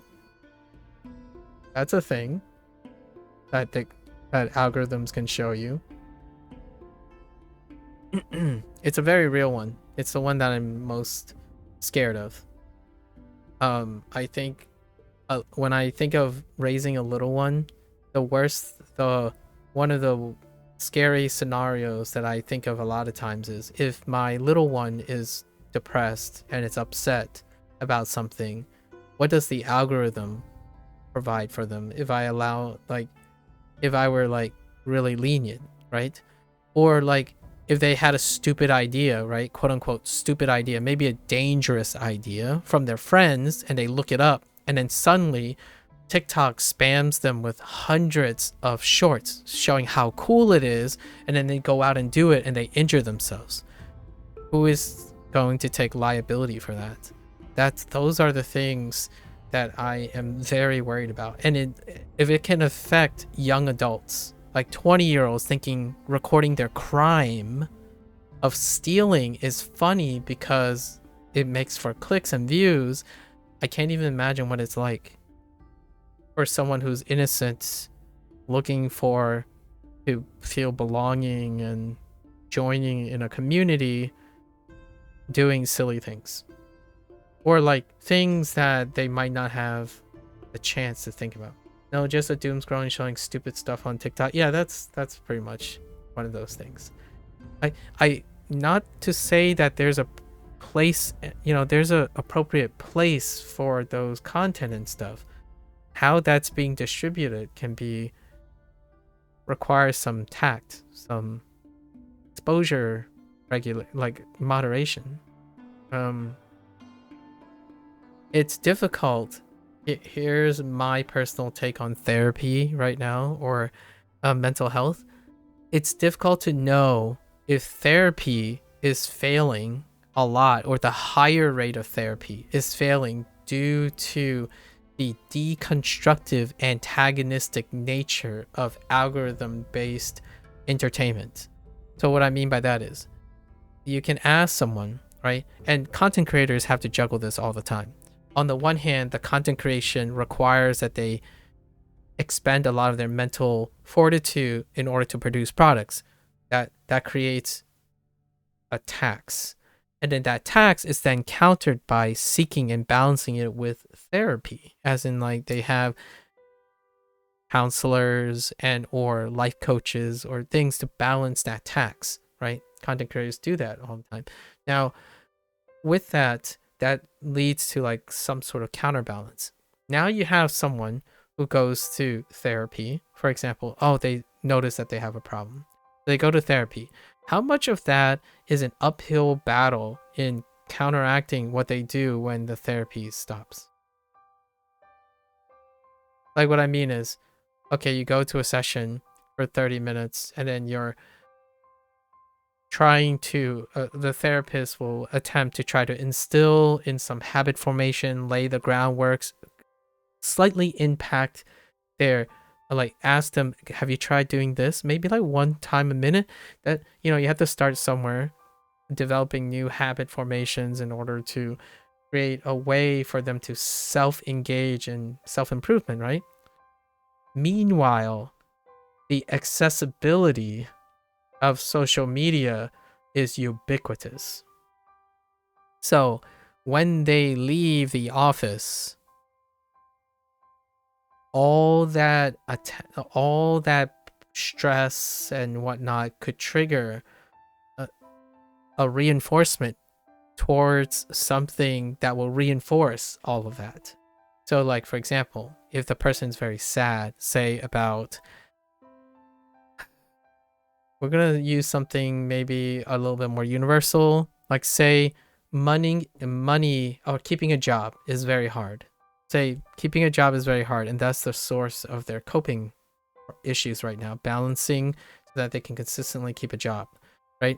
So they go to the therapist or maybe a life coach, for example, and the life coach offers like some proactive, encouraging words and maybe some healthy routines to allow consistency in viewing the value of a job and what is it to create awareness within the job to keep consistent with job relations. That was like the source of the problem or something. Then they leave, right? They leave the life coach or the therapist, and immediately they go online and they're like, the internet says like, hey, you've been searching about problems with jobs a lot. Here's some videos about people complaining about jobs. Oh, it seems like you really resonate with this. Here are another 6 hours worth of people complaining about how their job sucks. And then you start wondering when you come back and, you talk to the therapist and or life coach again, and you hope that they do not feel shame or ways of withholding that they went on TikTok and then they were reinforced over and over again for the next 4 hours that no, it's not their problem. It's not two-party problem. You can sit there and complain about not being able to hold a job instead of being proactive about it. That's kind of how I feel about the dynamics between children and their parents lately. When a parent says something, it's very difficult to know how long of a lasting impact that is if they're not part of their children's social media usage. Like, what I mean by that is, yes, you could regulate and prohibit social media use, but the parents are genuinely not interested in understanding the social media content as well.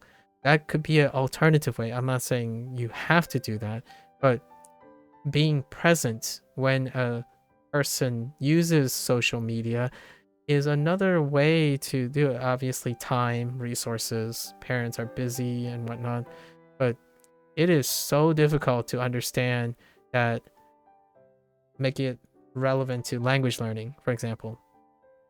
The moment you stop using Duolingo, what are you going to go to do? So when we think about the success of Anki and Wanikani, the moment they say, oh yeah, you should take a breather, go rest, recharge, it's part of SRS, what is the rest going to do?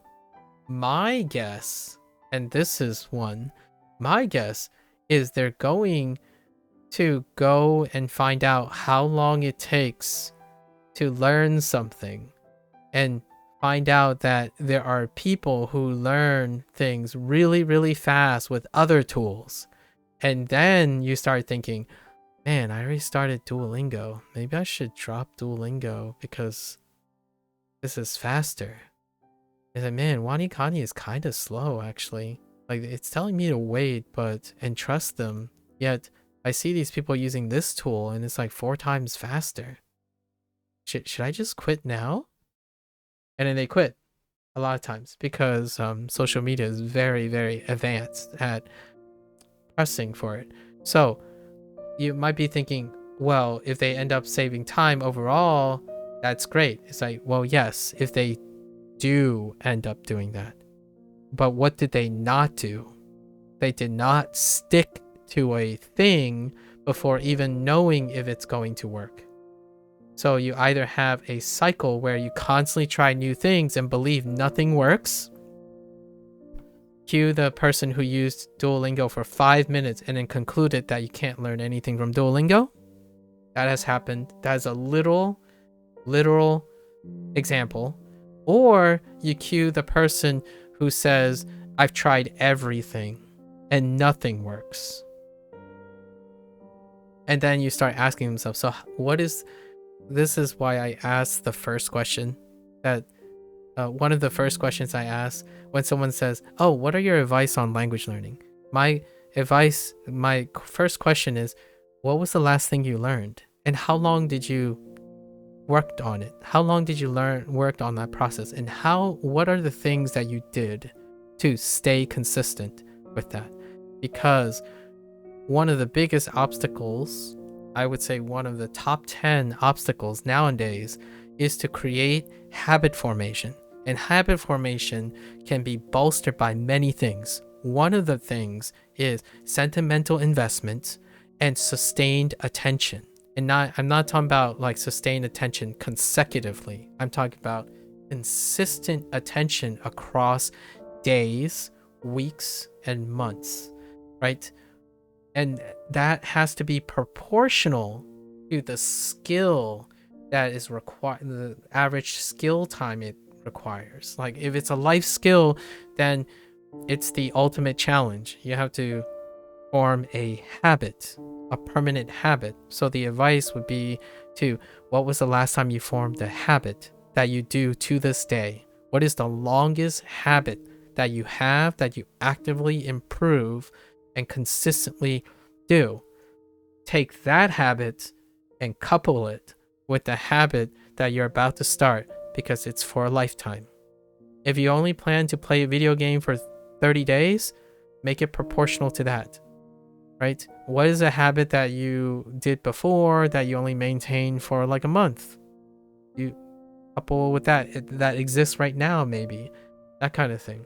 Or you tether it with something you know you can do for an extended amount of time, so that you remember and remind yourself how you start these things in the first place and how you maintain them.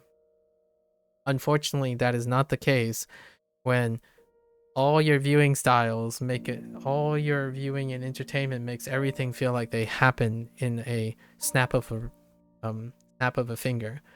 And I'm not immune to that. It's a human condition.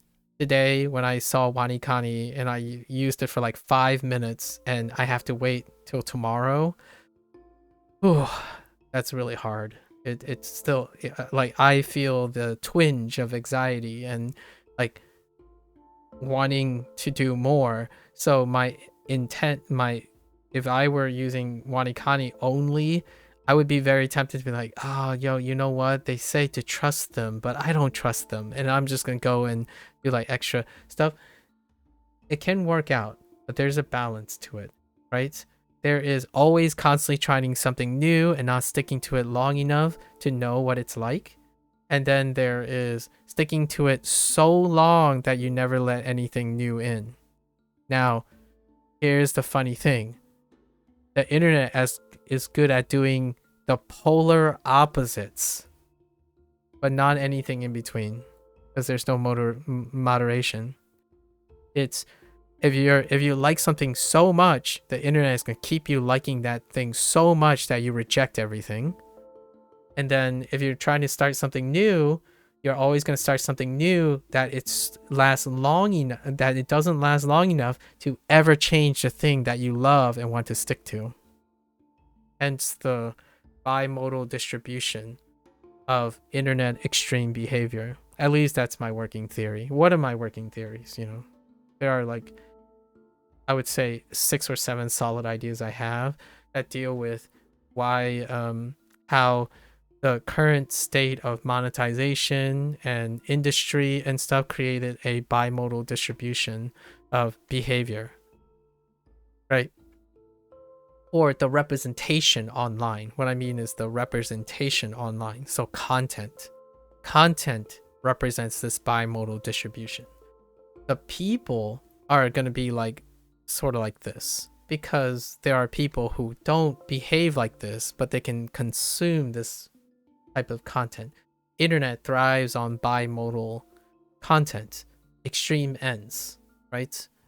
However, the people, it's a lot messier, because there are people that are before the internet generation. There are people, you know, completely outside the internet generation. There's other people that struggle with not having access to the internet, that kind of thing. And there are people who have different internets, right?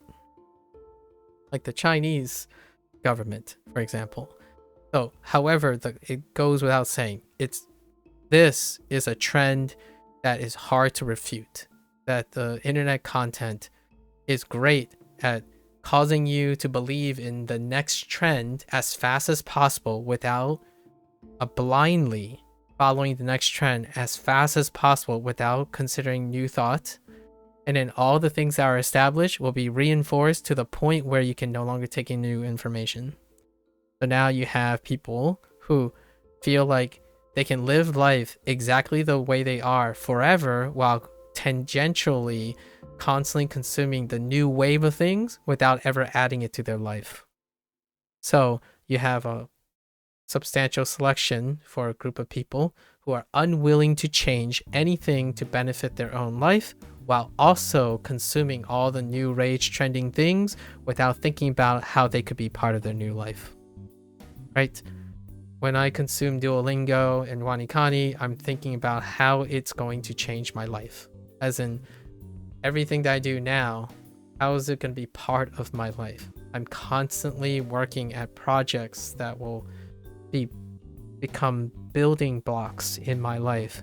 I'm not using it as how fast can I get to Japanese fluency so I don't have to do it anymore. Like, once I become fluent in Japanese, obviously I just stay fluent in Japanese without having to maintain it or understand fundamentals anymore, because it just happens naturally, right? That's kind of the mindset. And the reason for that being possible is they believe fluency can be achieved with the next great lie.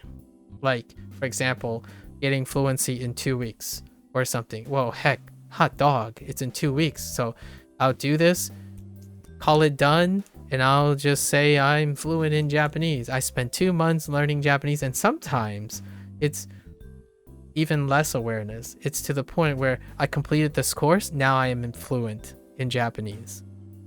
Not like thinking about how you test your own personal definition of fluency. Like, what do you consider as fluent? How do you feel about someone else's definition? And no, it's I completed the course, and this product guaranteed that I'd be fluent in 3 months, and therefore I am.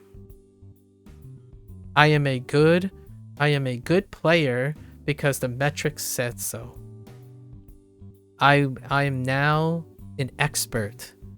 I'm now an expert in creative writing because I completed this one master course. Right? For me, I just completed Duolingo Chinese course. In no way, I have so many questions, even more questions than I have, and I feel great about it. Okay? Like, this is the first step. Like, I completed the Duolingo Chinese course. It feels great. Where do I go from here? Because I need more. I need to make it even more part of my life now. Now the unnatural first step or whatever have you has just started. And I love that there's so much more to be done. So much more to learn.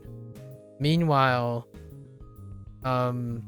because of social media, in my opinion, especially excess success bombardment, you have people like saying, oh, I just completed this, but I'm not as good as this person. So let's get there.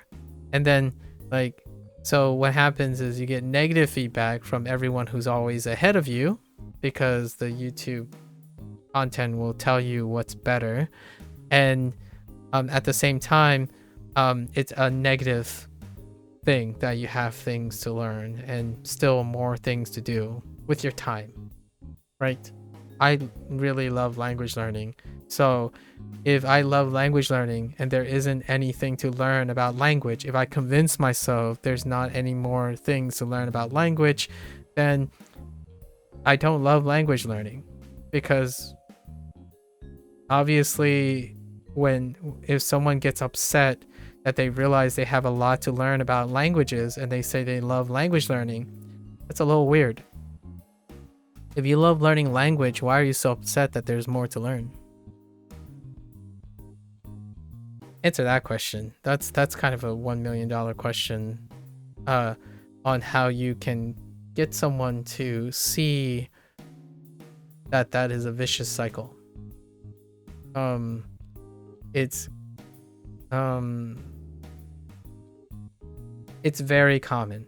I would say more than 50% of the commentary, oftentimes when we share that initial love for language learning, that the concern of progress and all the huge amount of things you need to learn is spoken like it's a problem, right? If you like language acquisition, I understand. Like, you must love being fluent in a language. I don't think you love language learning. That's it might be a very specific thing that you might want to reconcile, because when I see that it takes I don't know, 2 years to get to the end of Wanikani course, I'm like, man, only 2 years. Well, better make the most of that time, because after those 2 years, I gotta figure out what else am I gonna learn about Japanese. Like in terms of, you know, like what else can I be learning in that 2-year process? Because I like learning. These videos are great at selling lies. What was it? The TikTok marketplace? Was that what they introduced before? Where like now TikTok is where you go to buy stuff? Because like now you go to learn about a product, and then that product itself has a marketplace now. So now people buy TikTok products. And I watched quite a lot of documentaries and essays on comparative product analysis between what is sold on TikTok and other platforms, and then seeing the, I guess, ongoing fact checking between the two platforms. I don't actually know if TikTok has a counter to like long format YouTube content creators, but that stuff is pretty interesting. 3時半 Anjihan. Ugh, sorry. I went on way too long of a time.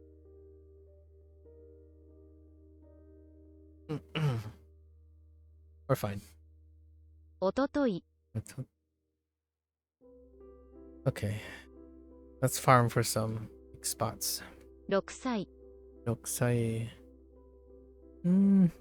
Sai is kind of weak.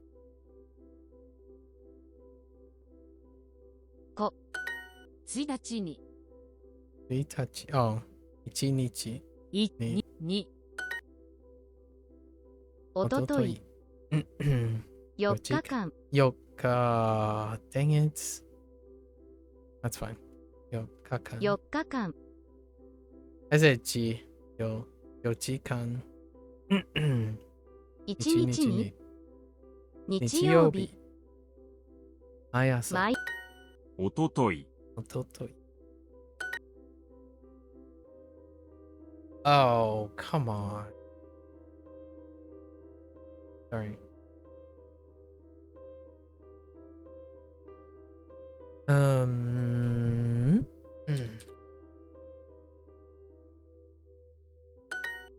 Eh?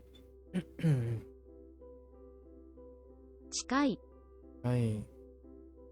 近い1日にに6つ6つ。おとといおととい。何人何人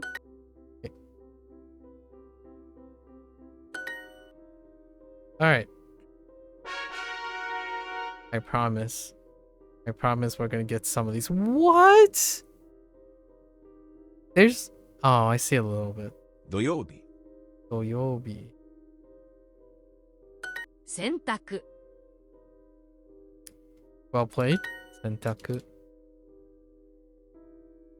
洗濯 That's actually how I remember it. ど、り、よ、り、 Oh wait. ど、金曜日金、何曜日、曜日。洗濯、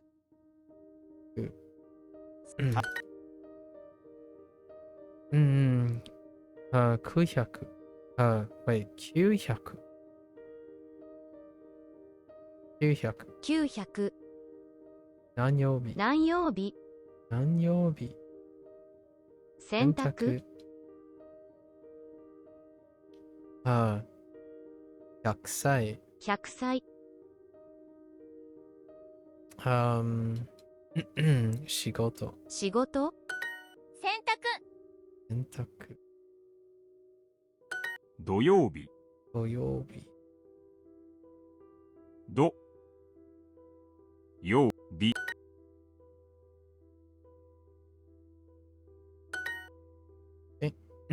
3歳。 3歳3歳。洗濯。洗濯水曜日。水曜日100 100歳歳。500。 500 500。日曜日曜日。曜。 6日6日。6日。 300 300。 200 200。何曜日何曜日洗濯。火曜日。洗濯、 Oh. 濯。洗濯。Ah. Okay. That's gotta be the last one, right? Oh, it's that one. Okay, never mind. 3日間。 3日間おととい。3日間3日間。おととい。おと3日間。 3日間じ Ah! じ Sorry. かかんおととい Otoi. 3日間週末。週末週末。 1日におととい日曜日。おとといおととい。ね3日間だからおとといおととい。金曜日金曜日。100歳100歳。猫猫。 3日間3日か今週末。今週末3月うん。 3日間土曜日おとといおととい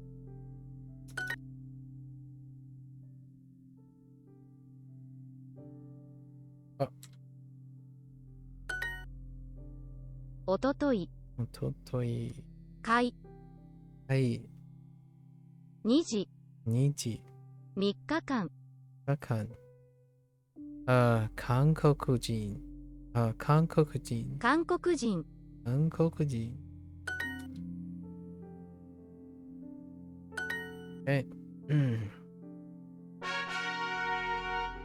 Alright. There it is. Okay. 昨日 Let me guess. おととい。Yeah. 昨日 and おととい。おととい昨日おととい5日。 5日5日。昨日おととい毎日。毎日3日おととい買います買いますわ。買います。おとといおととい。昨日昨日。汚いない。車昨日あ、whoops。 2日2日。おととい10日。 10日 Whoops。 10日8日。 8日昨日おとといおととい。おととい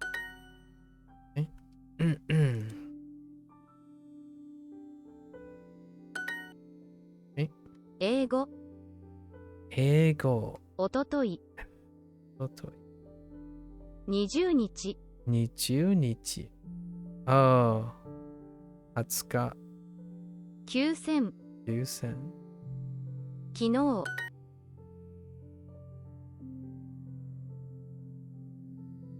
昨日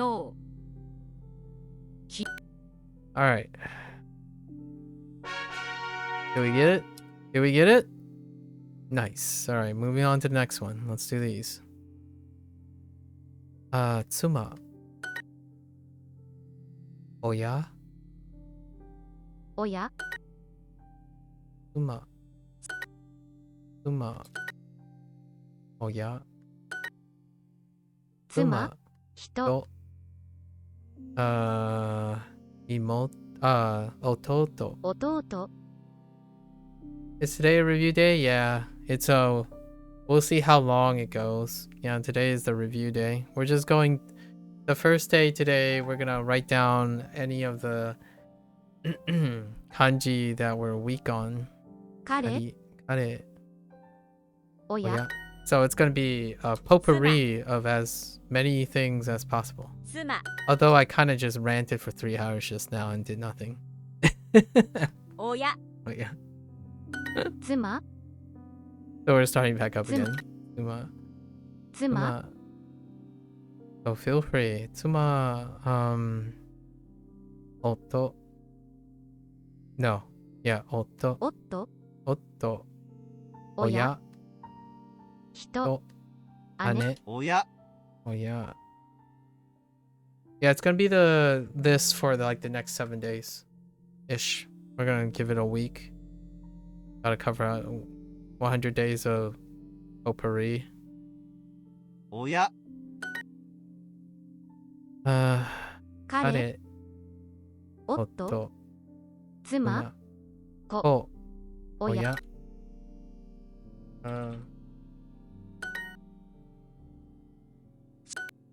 子、子、姉、姉、妻、妻、彼、彼、親。親。All right.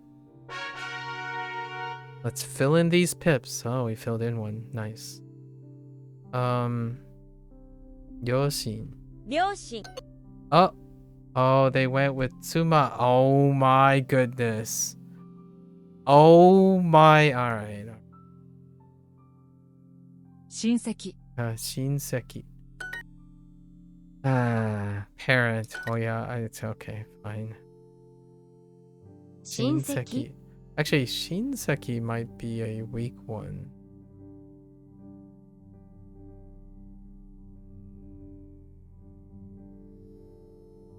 I'll write that. 父親、姉、下、下、親、親、しせ親戚、親親、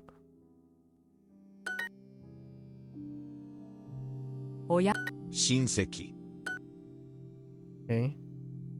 両両親、親、親戚、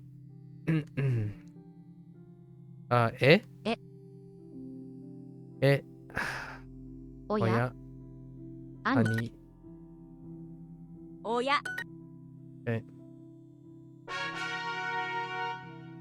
親、not quite. Oh, I should write this down too. ご在宅。ご在宅。Take it.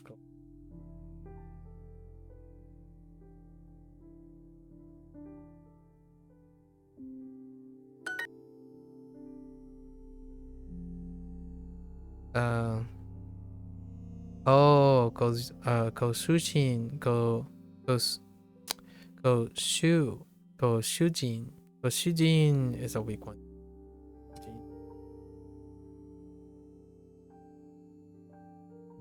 ご主人、 Go shujin. ご Go 在宅、在宅. Go shujin. These ones have been weak because we haven't used them in so long. And whenever they come up, I'm like, what is that read? You know the definition, like you know what it is, or like I know what the word means, but I got a tough time sometimes. 洗濯、洗濯、ごご主人、ご在宅、掃掃除、除、家族、家族、家族 is kind of a ご在宅。ご、ご在、在宅。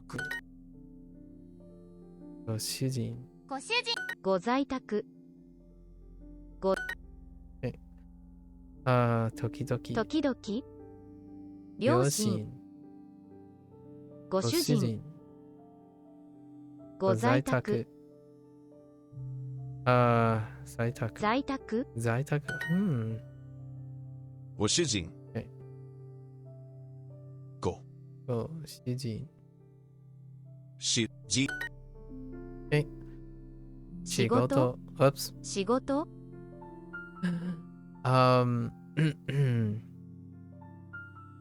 祖母、祖母、ご在宅、買い物、ごご主主人、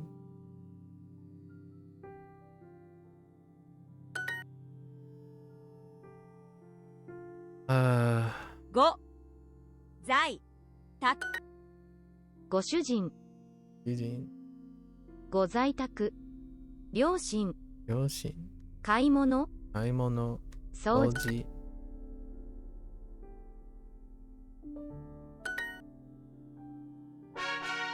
All right, let's fill them in. Ooh. that one. 左 Okay, hidari. Where are you going with it? Zaitaku. That's a bit of a stretch. 在左左 I can kind of see it. 在宅在宅3日 Mika 5 go え hidari 在 zaitaku. ご在宅 Okay, 左 hidari.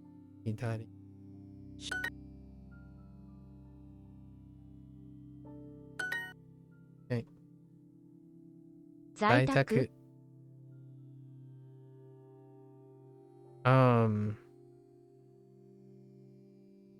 who? 9人. 9人 Okay. 上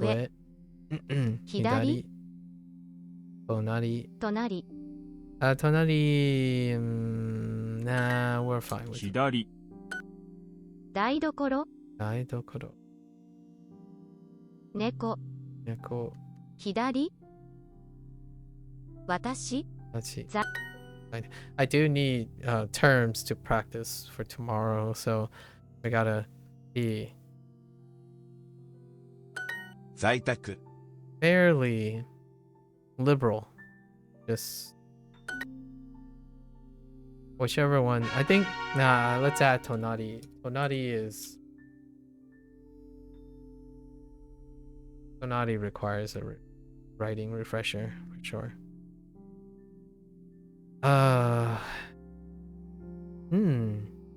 Sennin?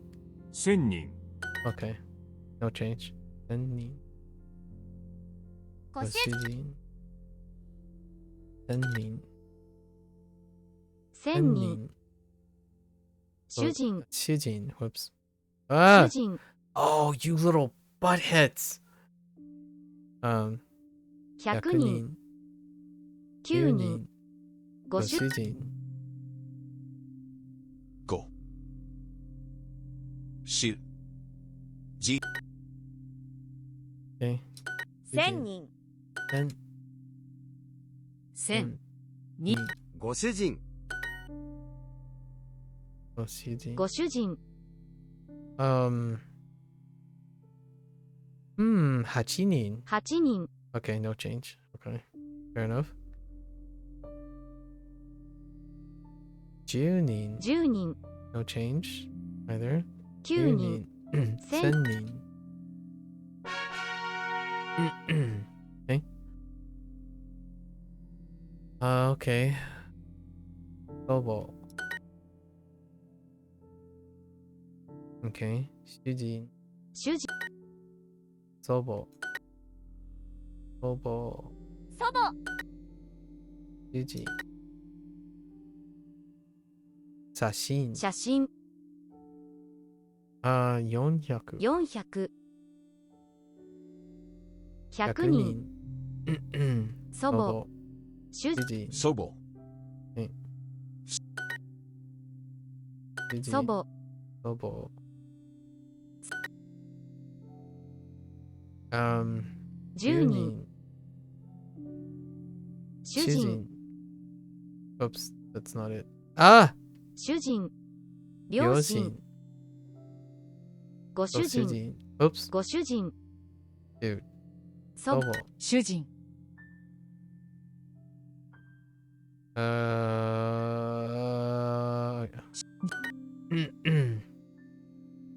主人 10人写真。祖母主人主人。学学生。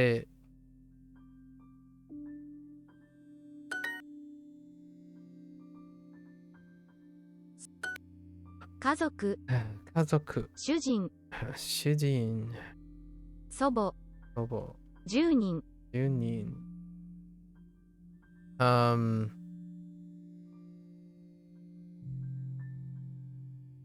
親切。親鉄。親戚 Shinseki. Yeah, that's definitely Shinseki. Keep forgetting about Seki. Oh man. Seki.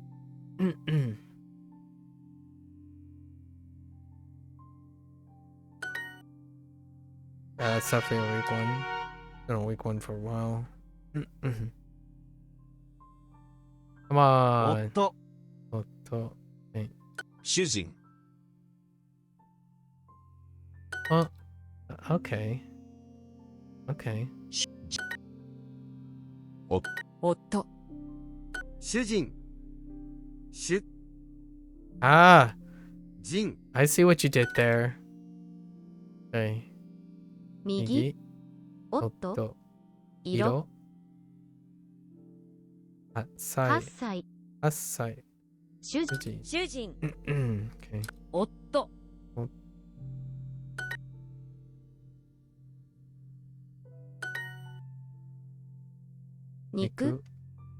花 8分主人 Ah. 主人夫 夫、主人 Suji. 夫 Otto. 木木800 800. 4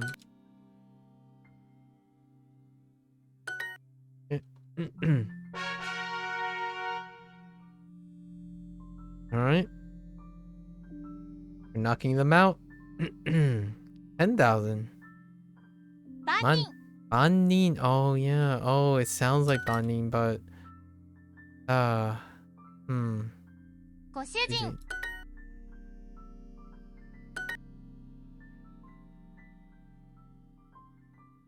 Hmm. Maybe I should write that too. Gaikokujin. 外国人9 9人人。 10 9人人。万人万人。ご主人人。5万人、万人 Yeah, 万人。ご主人 It kind of sounds like Ban, but Ban is because Man, the could end up being kind of close, like, yeah. ご主人ご主人、100人 We'll leave it for now. I didn't really look into it that hard.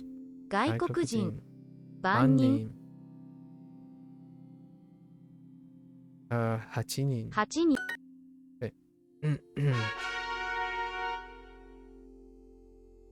住んでいます住んでいません。主人。主人主人住んでいます。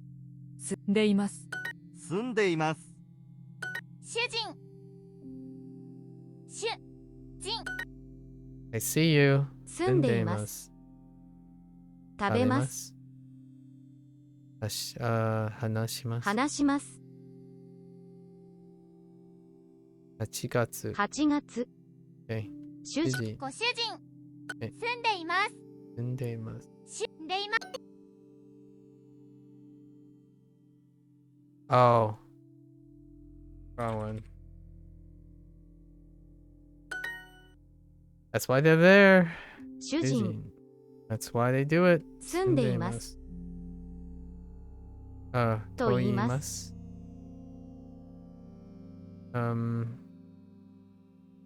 8時8時書き書きます。住んでいますご主人主人800 800住んでいます住んでいます。買います買います。休みます。休み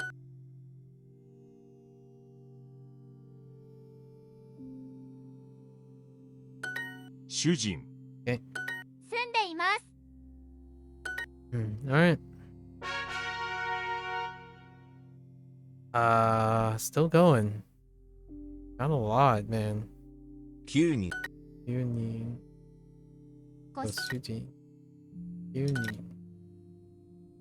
1人。 1人9人5 5人人。主人ごご主主人。 5 9人。9ご主人。万人。10人。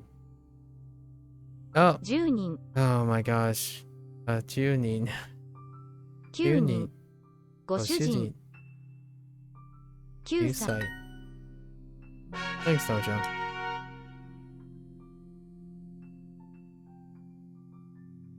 Okay. 祖父。祖父在宅。在祖父。祖父祖父。在宅。仕事。100人。祖父。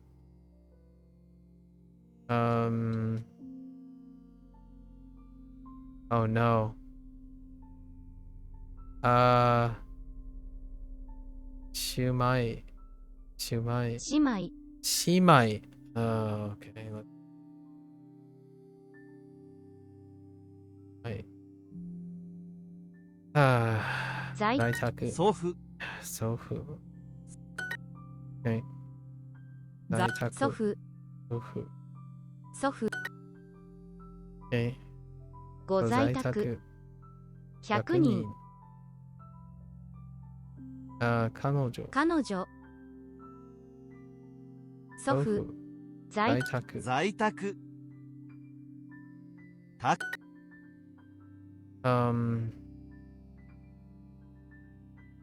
Sorry, just checking time.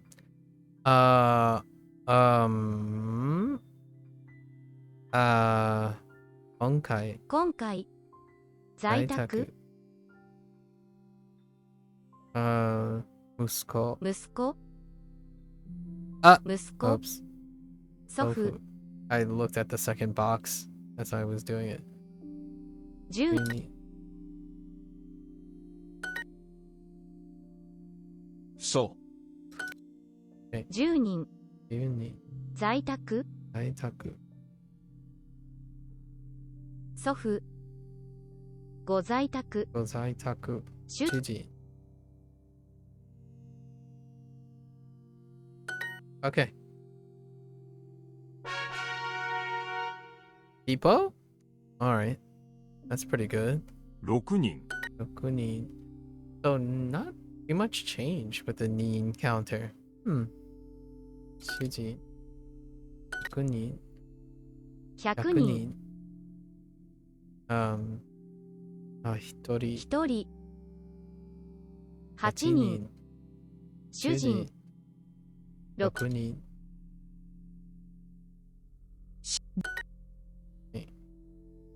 6人。 We gotta get a little bit faster. 9人。 9人。主人。8人。1000人。 6人。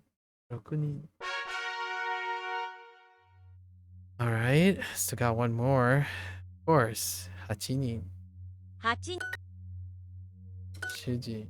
8人。 4人。 4人. That's one of the ones. Yeah, 4人。 主人。 8 8月。 5人。 8人。主人。主。8人。 8。主人。 Okay. 3人。 4人。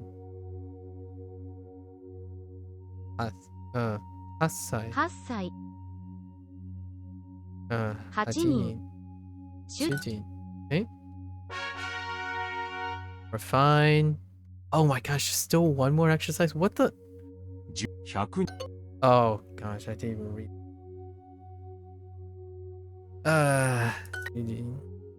I'm so triggered already. 1人。 1人。主人。 10 10人。 人。 1000人。 100人。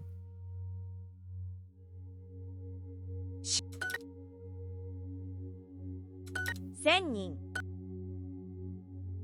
1000。主人8 8人人、 10 10人人、主主人人、万万人人、千1000人、1000人。Okay. Is that it? Oh, it doesn't even move anymore. What the heck, dude? Are you covering every single number? Oh boy. Shijin, what is it now? Oh. Oh. That's Shijin. Alright, fair enough. Shijin. 5 5人人。ご主人主人100 100人人。 4 4人人。 5主主人ご主人主人1 1人ご主人5 5人人。外国人。外国人。Ah, there it is. Okay, okay. There's still. Okay. A tall son. お父さん And probably, what? Sofu? Yeah, Sofu. お父さん Tall son. Sofu. A tall son. お父さんAh! 祖父 Sofu. 100 100人。祖父おお母さん母さん。Whoops. お母さん I don't want to talk about it. お父さんお姉さん。お姉さん祖父祖父。 10枚10枚。お父さん娘え祖父祖父。son? No, no.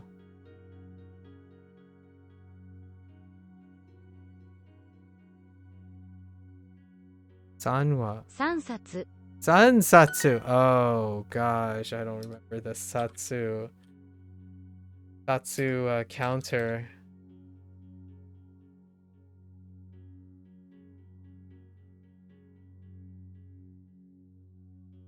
Oh boy. お父さんお父さん。お父さん祖父お父さん息子。息子おお兄兄ささんん。お母おさん。母祖父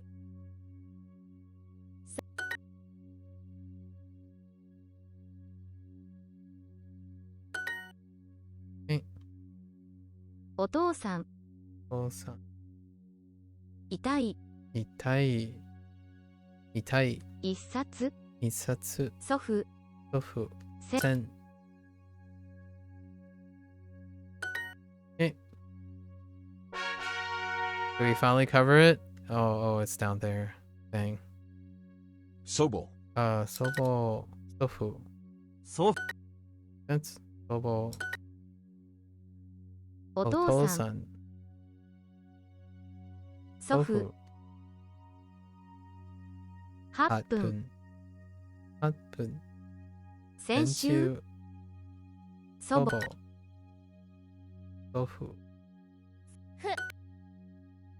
祖父。祖母祖そ祖父父。お父さんお父さん。Whoops. 祖母。東京 Okay. 8 8日日。祖父 Okay. All right. Now we just got these. Let's go. お母さん。お母 Okay. 祖母。祖母お母さんお兄さんあお祖母。祖母母さん。お母お母さんおかさん。祖母祖母 Oh no. Seki. Right. Shinseki. 親戚 Shinseki. Oh no. Okusan. Okusan. 奥さん Okusan's fine. Actually, for where it really sticks out. Okusan really sticks out. お母さん Okasan. 祖母 Sobo. おに Onisan. 祖母祖6回 Rokai. 先生 Sensei. お母さん Asa. 10分 10分. 祖母 Sobo. お母さんおかお兄さん Onisan. 祖母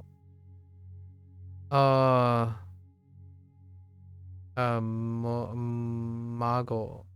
Omago-san? お孫さん Oh, okay. Do I need Omago? No. お母さん That's pretty recognizable. 家族 Kazoku. 祖母 Sobo.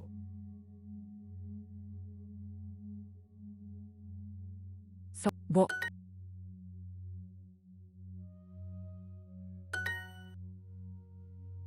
タナ Ana. 祖母 Sobo.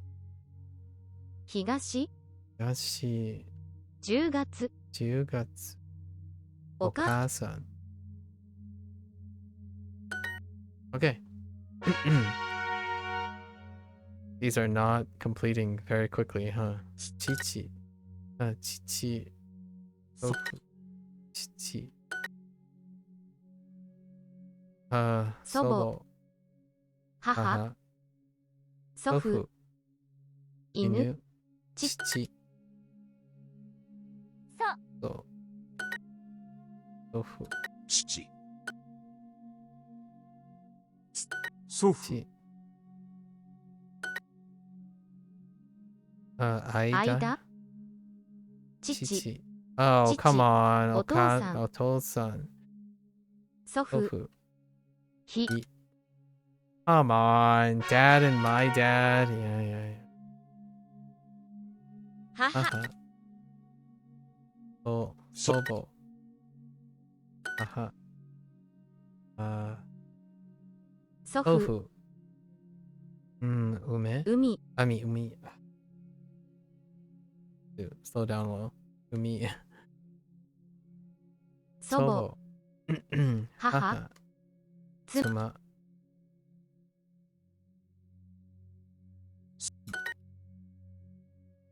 母祖母祖母母 Haha. Oh my. Haha. They did it again. Eh. Okasan. Oh. Actually. This is Yoku. Yoku. I think Yoku. They want to do Yoku. The heck is Yoku? Is it not Yoku? 横 Yoko. Oh, that makes sense. Yeah, we gotta add Yoko. That's like Tonari. Okay. お父さん Oto-san. 祖父買いま Kaimasu. お父さん Oto-san. It keeps doing that. Chichi. Chichi. 新しい祖父 Tofu.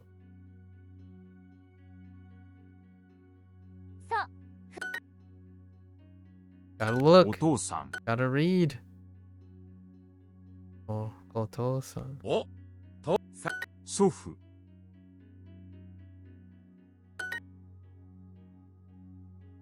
乗ります乗ります。小さい祖祖父父。祖母おお父父さん。Okay. Oh boy. お母さん。そば。祖母、not そば。祖母。祖母、お母さん。お母さん。電話します。祖父。読みます。読みます。祖母。Okay. 祖母。お母さん。Okay. おか祖母。Okay. お母さん。祖母。京都。見ます。母。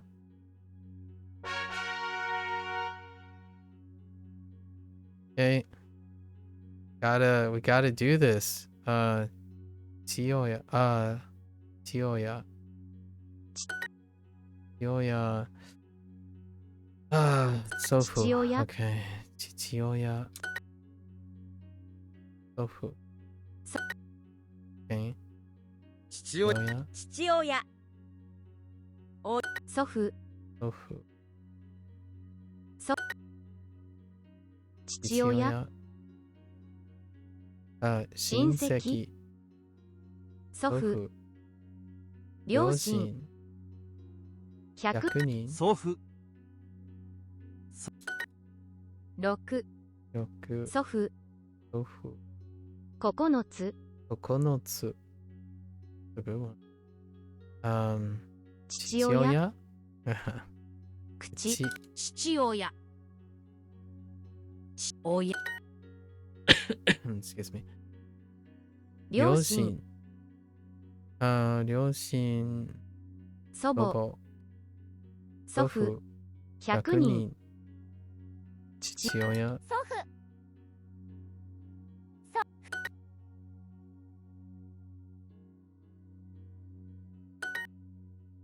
水曜日。水曜日。祖父。祖父。Oops. 祖父。What am I doing? 800。800。父親。中山。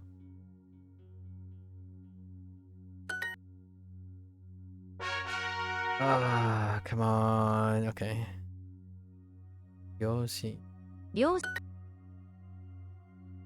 父親。両親。父親。両親。両親。父親。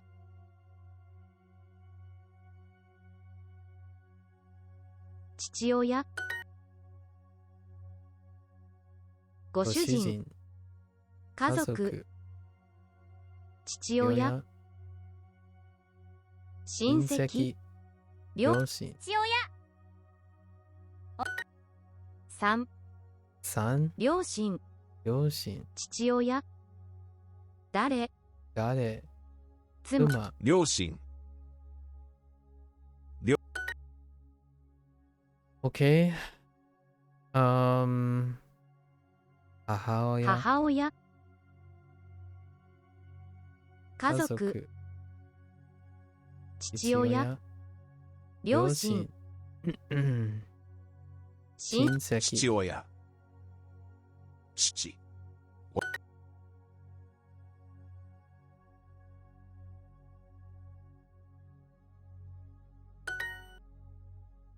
日本。日本。3個。3個。両親。両親。父親。父親。前。Alright. Hit me up with that golden bar. Oh. お父さん。お父さん。父親。お父さん。祖父。電話します。休みます。父親。父親。Dang you! お父父さん。Sorry. 父。おい。Wait. 父親。お父さん。お。父さん。父親。父親。祖父。お父さん。大きい。帰ります。Okay. Oh, there's still one more. Okay. 父。Okay, 父。父親。父。目。鳥。祖父。父親。父。親。父親。父。Okay. 父親。東。川。父。父親。親。Okay. Give me that pip. There it is. Okay.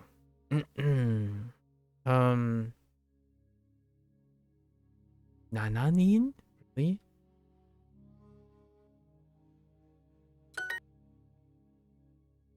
Hahaoya. 母親。7人。 Nananin, really? Okay. 7人。 Nananin. I guess Jinin sounds kind of meh. Hahaoya. Okay. 母親。父親。3人。7人。6人。 7人。7分。 Oops. 7人。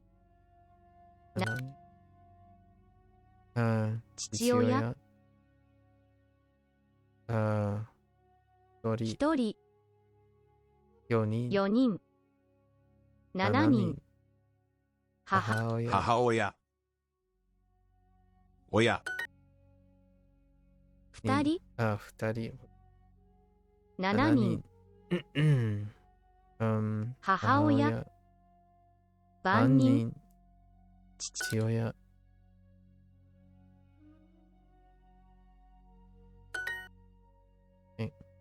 7人。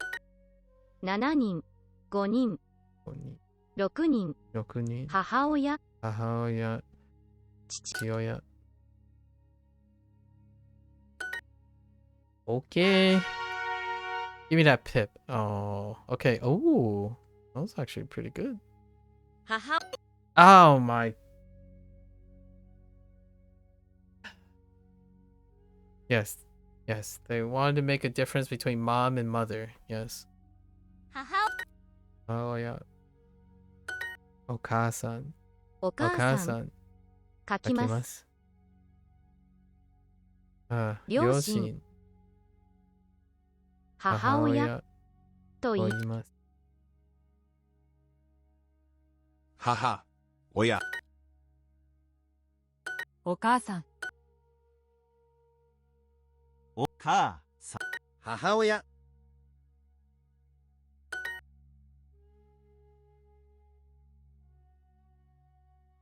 母親。お母さん。両親。行きます。見ます。 お母。 Okay. Give me those gold bars. No. 母。 Hahaoya. Right. Haha. 犬。 Inu. 父親。 母親。 Nishi. 西。母。 母。 Oya. Hahaoya. Hahaoya. 母。 Ugh. That was awful. My bad. 母。 母親。 両親。 Migi. 右。母。母親。 花。 Hanashi. Okay. It's there. Hahaoya. Last Haha. one. 祖母。 母親。 Hahaoya. 母。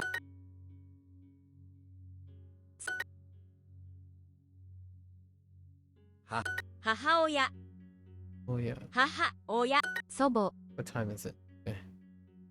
Sobo. 祖母母親 We're gonna study and bootstrap review as much as we gonna give time. Minus all the digressions. 親戚親戚ご主人家族家族 I'll be more focused tomorrow, I think. 祖母祖母 famous last words. 今夜今夜500 500 Do I want to include 今夜? Yeah. 今夜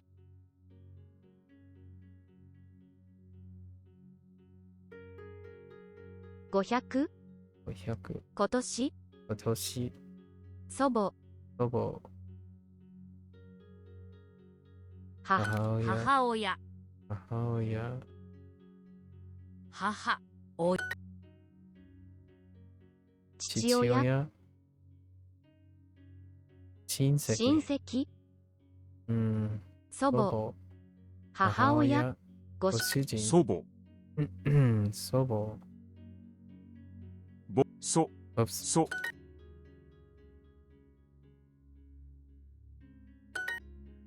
Give me both 8 them. 日8日祖母祖母後ろ祖母後ろ後ろI might include 後ろ後ろ母親母親本棚本棚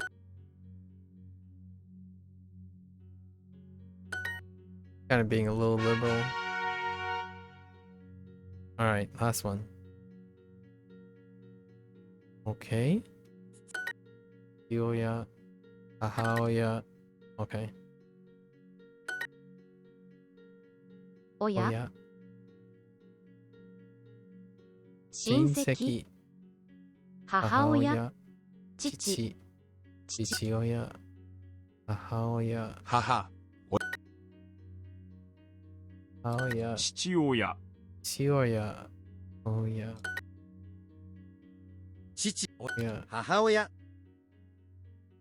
母親親父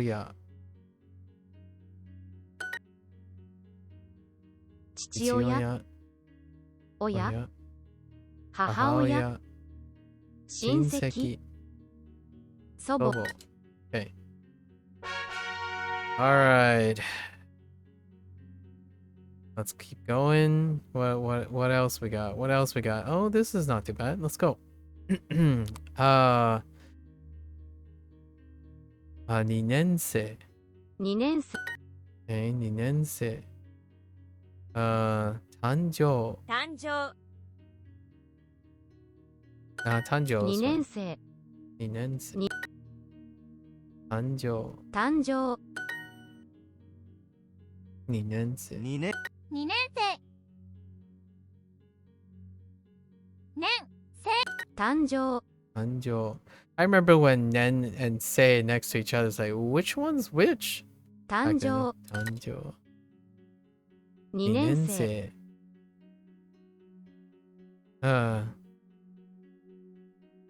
11時11時11時11時誕誕生生好物好物好物4時間4時間誕生誕生誕生生3週間3週間2年生年生誕生誕生何曜日何曜日天気天気2年生2年生年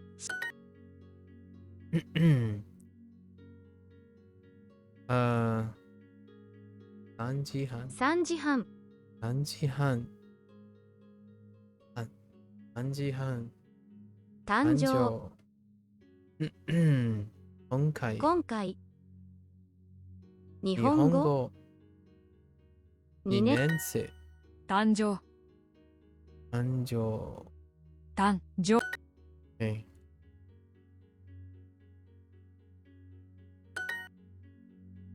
日本語。日本語。3個。3個。何枚。何枚。2年生。2年生。誕誕生。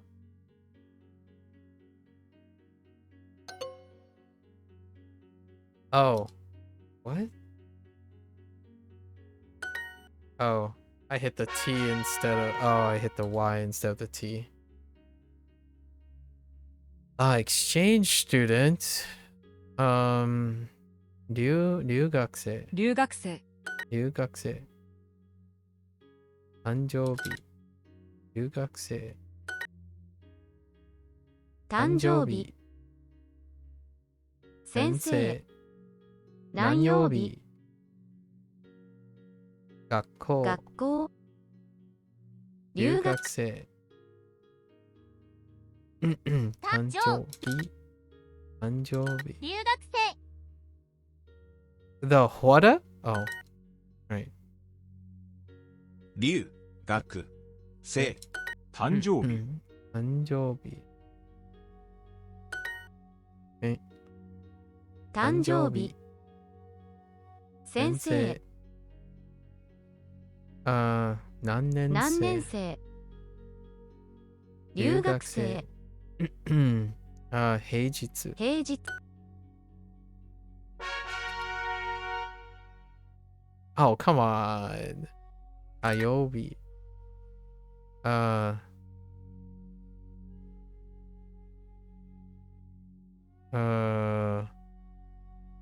9つ9日 ?No. Yeah? 9日。Yeah, 9日。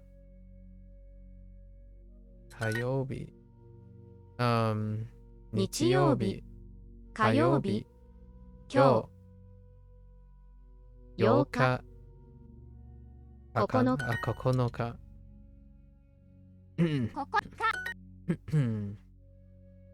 火曜日か。よよ。 9日平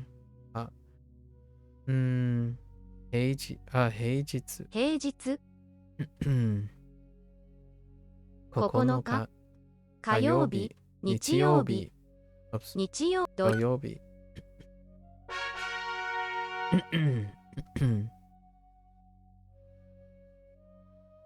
They barely move. 明日。明日。 9日。 9日。明日。明日。明日。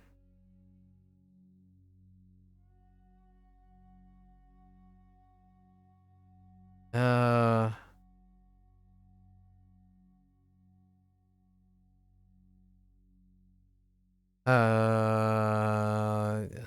あさって。あさって。あさ。あさ。さ。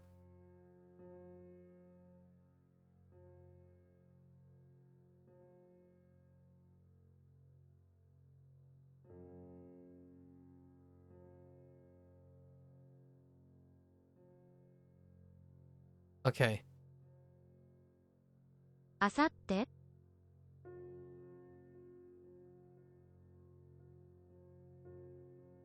Show up. I'm definitely. Oh, maybe it's. No. Alright. I'll have to look at it. 10日。あさって。 Oh, it's あさって。Okay. 10日。 10日。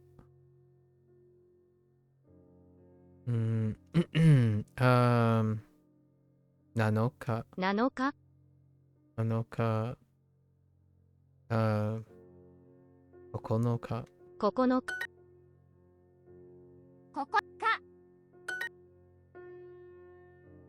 明日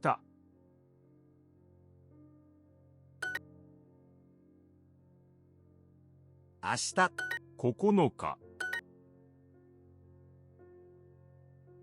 明日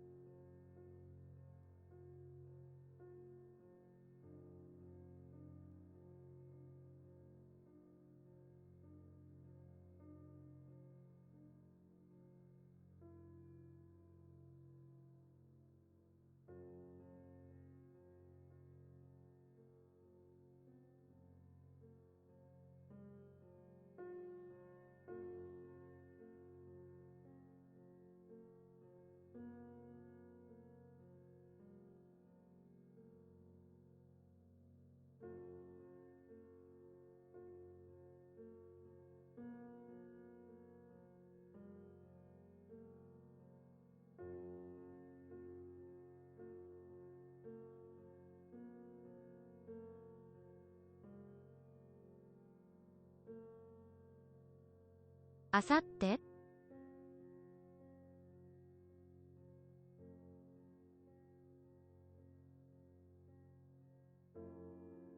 7日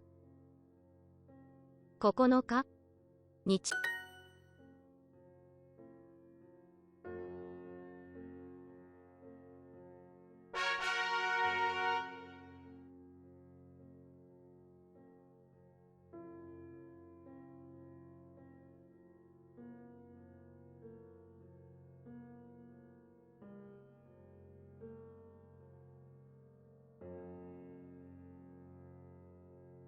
9月9日、 9月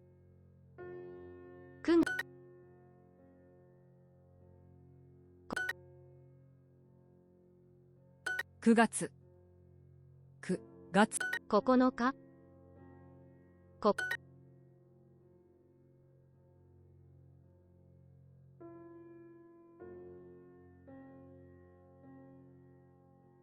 今月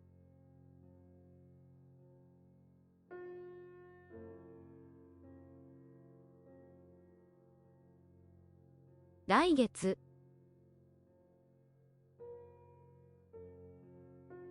9月あさって9日9日か9月9月1日東京黒い9 9月9月9日9月来月火曜日先月9日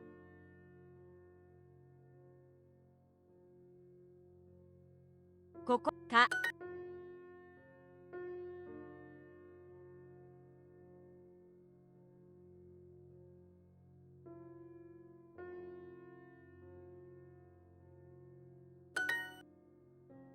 しょっぱい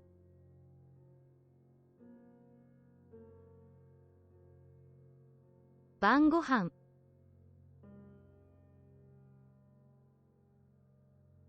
2日間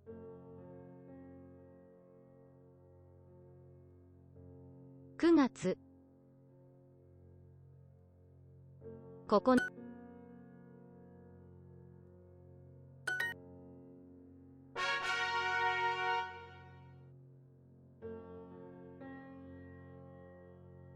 今月9月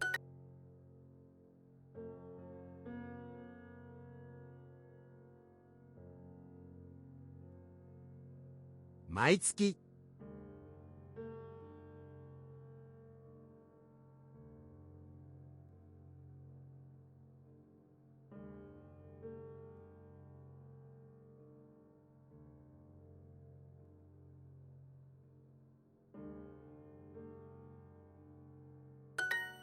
9月9月毎月9月、9月、毎月毎月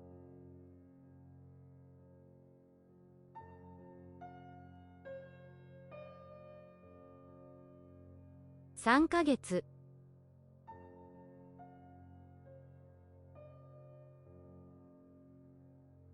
先月来月9月毎月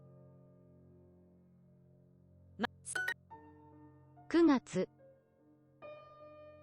4日お子さん橋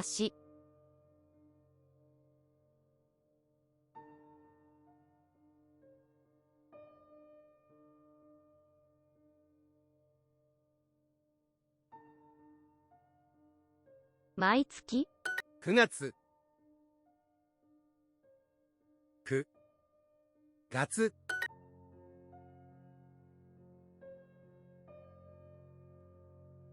今月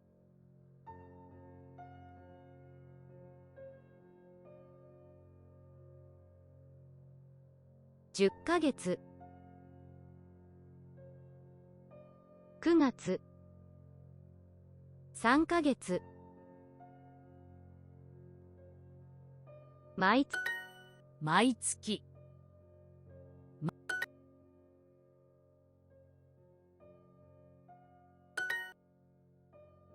9月何欲しい3枚毎月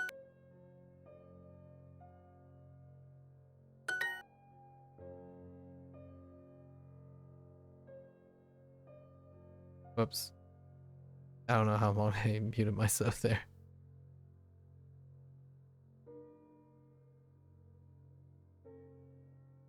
Hello?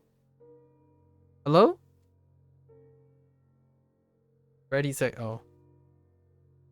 Ready, set, oh. Nan nichikan, right? Nan nichikan. 9日。何日間。9日日本語明日何日間あさってあさって9日9日何日間何日間何日間9日何日間20日20日 Fine. 何年生2日2日9日 I get 2 for the price of 1. Ready, set, go. Nice. Okay. 学生誕生 Oh, that's an interesting one. 学生先生誕生何年生誕誕生日誕生学生学誕生何年生何年生 Whoops. 留留学学生生誕生4年4生 Yeah, 4年生 Or actually 4年学生学生 I don't think there's a in it. Alright, now we're getting to some sus territory. However, I need a quick bathroom break.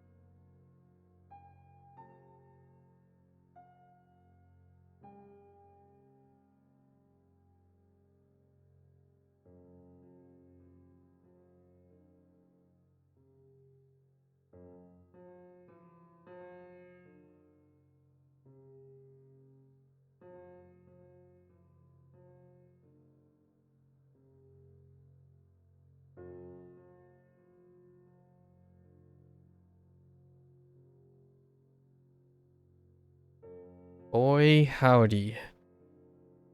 Oh boy.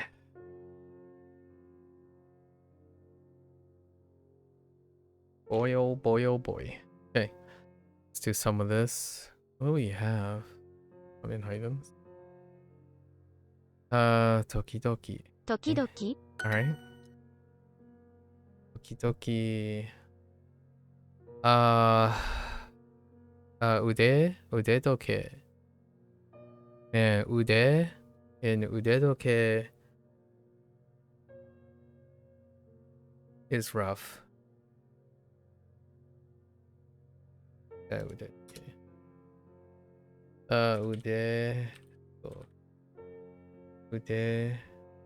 do. 腕時計。時々 Tokidoki. Ude doke. 腕時計 Tokidoki. 時々 Doki. とど腕時計 Ude doke. 洗濯。洗濯飛行機。飛行機飛行機。腕時計鉱物。鉱物時々。腕時計腕時計。腕腕どけ母親母親。Oh my gosh. Just 時々時近い近い。今週今週。時々時々。とど今回時々腕時計自転車。自転車在宅。腕時計腕時計。腕時計時。お鏡鏡。冷蔵庫冷蔵庫。鏡。な、that's fine. 冷蔵庫。時々時々。腕時計腕時計。に日曜日。Okay. Alright. 4日間。 4日間 Oh, 4 4時時間。 間. Just kidding. That's 4 days. 4時間。腕時計。4時間。4時間。腕時計1週間。何時間4日間。 4 4時時間。腕4時間。よ時間。腕時計。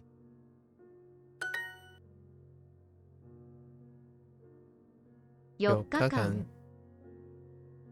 何日間何日間。Dang it. 4時間。腕時計。腕時計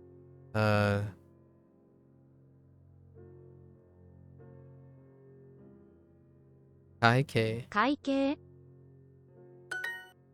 Okay. Nope, still going. Oh no? Oh, hoka. 他もの。他。もの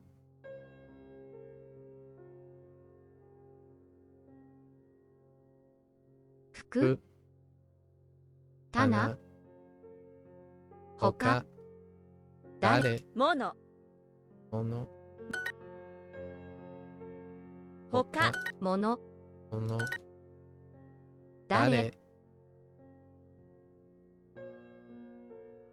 もの他鏡鏡。え他。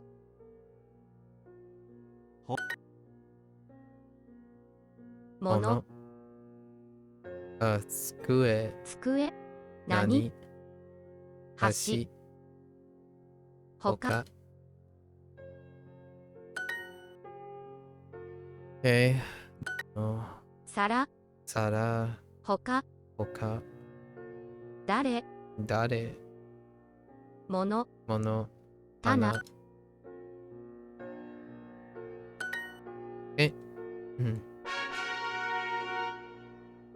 買い物。買い物、財布、財布、財財布、買い物、買いも、買い物、財財布、財布、財布、 Oops. 財布、財布。Okay. 帰ります。帰ります。I don't want to talk about it. Oh, this one's a little bit not it con.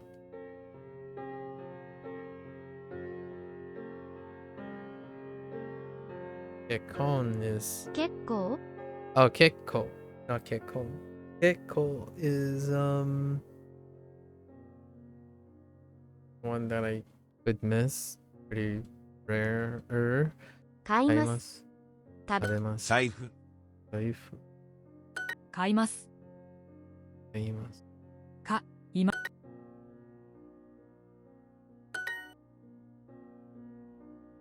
果物。果物、果物。荷物。荷物、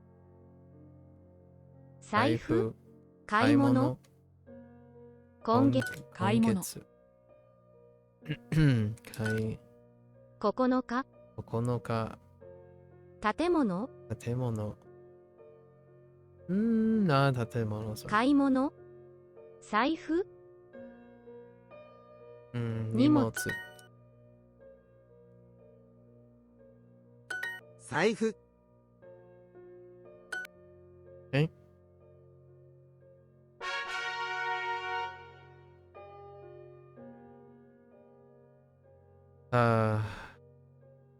時計。時計。時計、腕時計。時計、と腕時計。時計。時計、時計。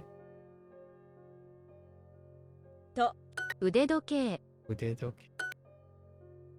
腕時計、電気。電気、時時計、計。飛行機。布団。布団、腕時計、腕時計。腕、時計、7、 7。腕時計、腕時計。お店、お店。時計、時計。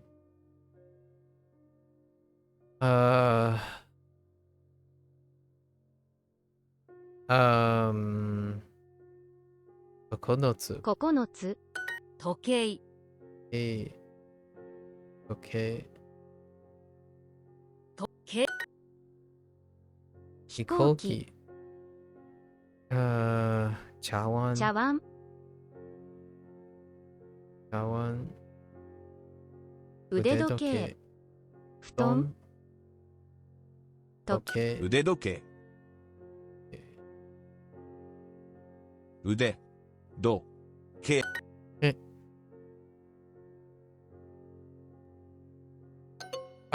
dang it. It's 時計。時計。腕時計、韓国、韓国。時計、時計。時計。何時間、何時間。早、早い。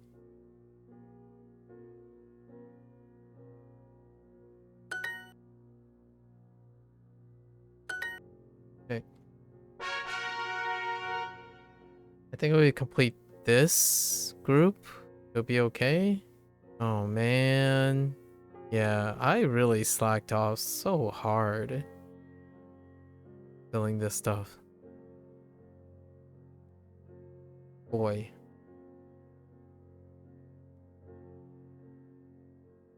Okay. 時計 Okay. 腕腕時時計。計腕時計。Okay. Okay.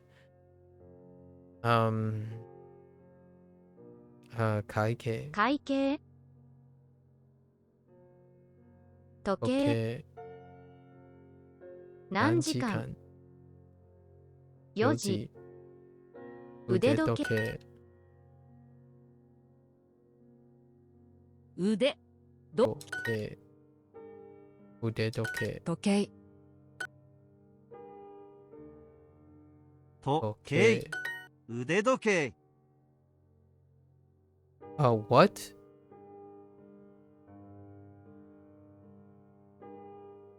Oh. 会 Okay. 計会計。会計会計。何何時時時計4時腕腕時時計。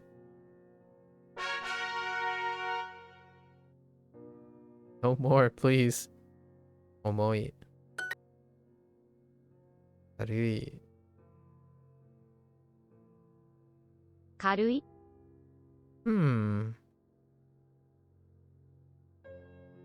No, I think we're fine. 重い。重い軽い。Oops.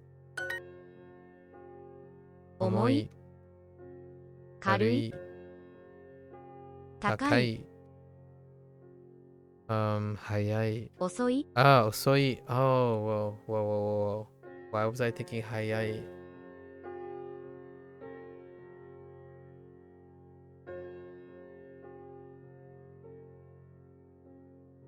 Oh no, because I was thinking the opposite. 遅い。古いい。重い重い。重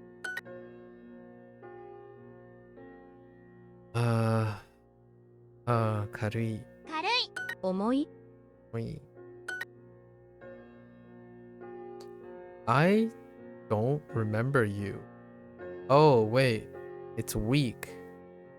I don't remember you. 弱い。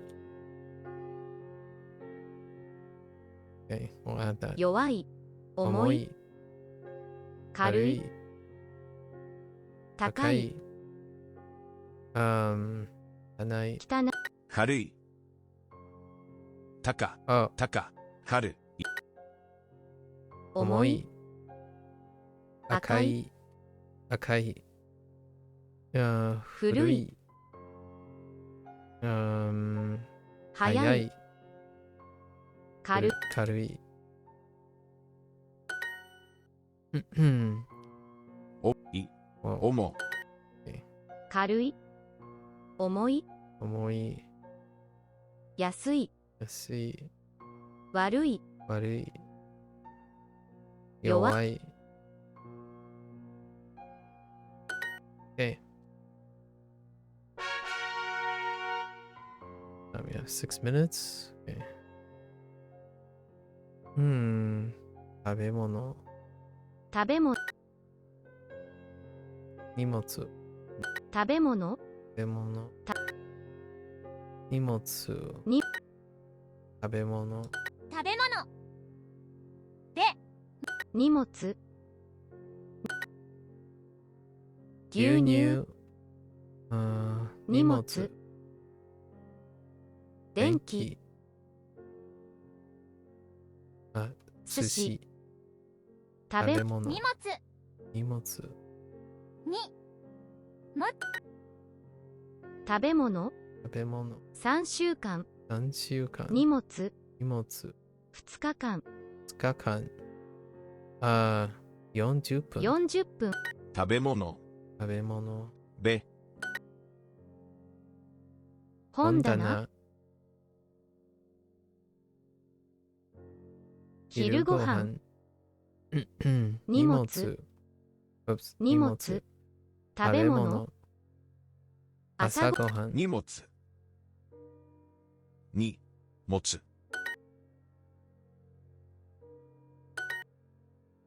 荷物、荷物、食べ物、食べ物、3日間、 3日間、建物、建物、建物、黄色い、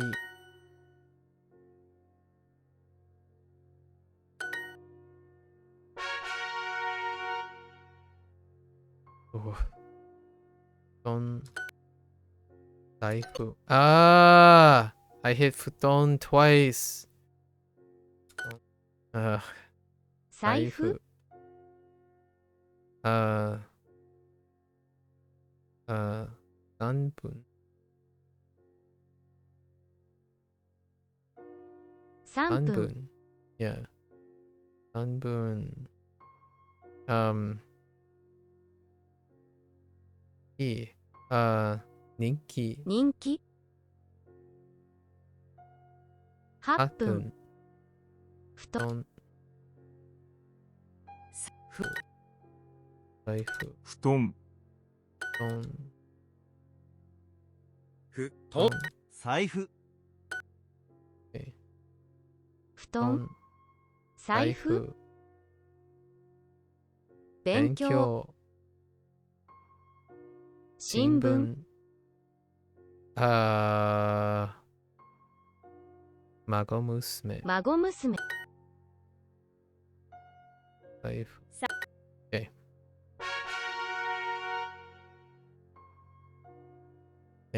荷物。荷物、物。も、荷物。好物、荷物、物、買い物、果物。荷物、荷物。持つ。に持つ。物、物。物、好好物。物、荷物。荷物、食べ物、建物。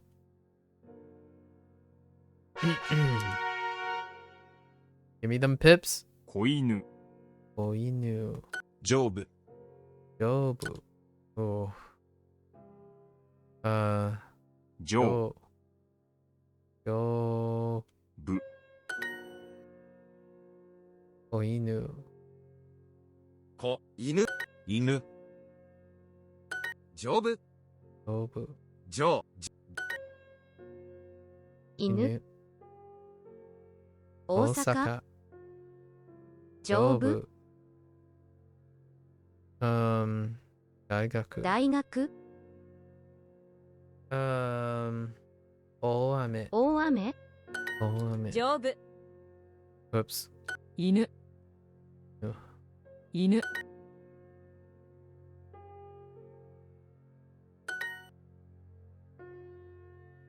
大きな、大阪、犬、大変。大変、丈夫、子犬、丈夫、丈夫。子犬、子犬。7時、7時。大学、大学。7分。 7分、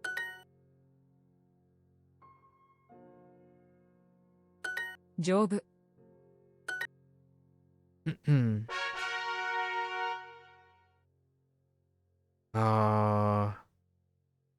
all right. I think we're gonna switch gears here.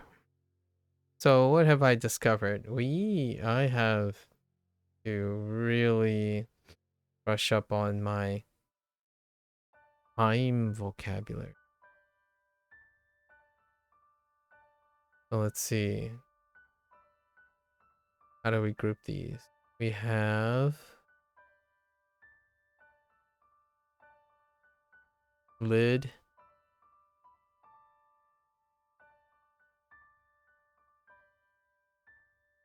We have 平日。平日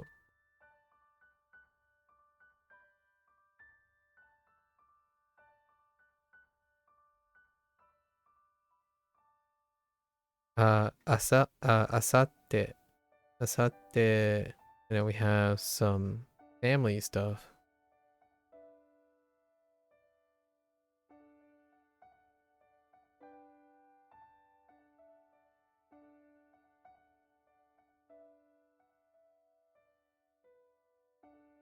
Was it this? Yeah, it was this.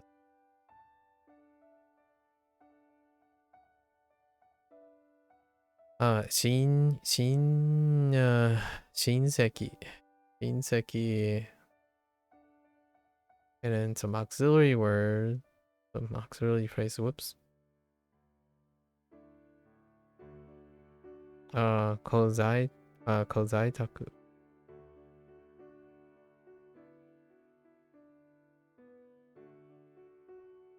Although this gets bolstered by Chinese.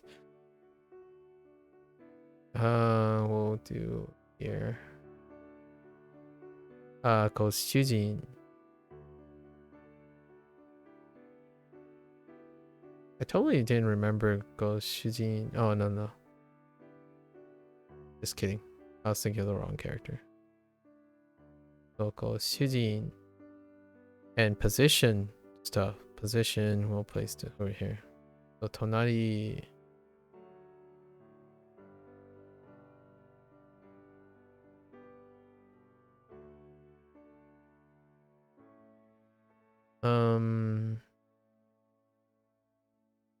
Or family members. She might.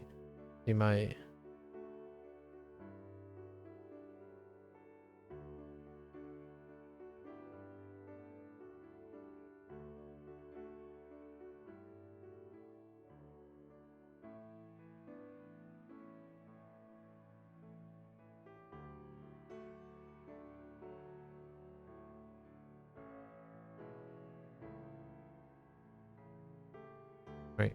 She might. Counter. Setsu. Setsu counter.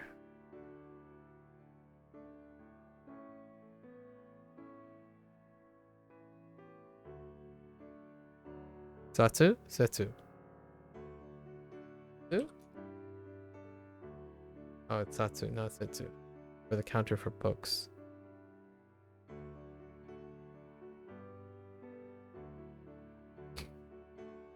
Okay.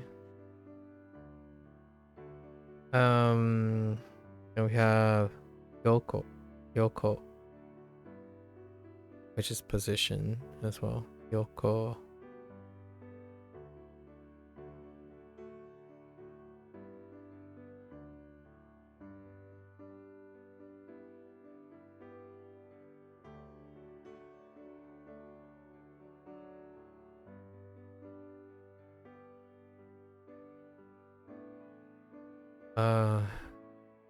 Konya.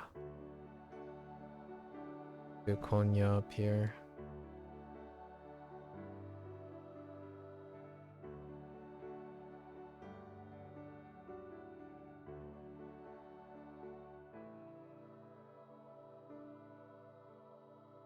Wait. I don't actually. Is it like that? Oh, no, it's not.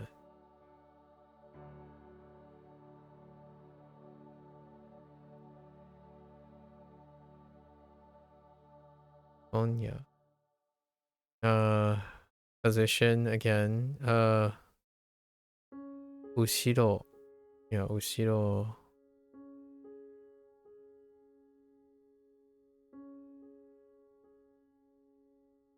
Oops. Wrong character.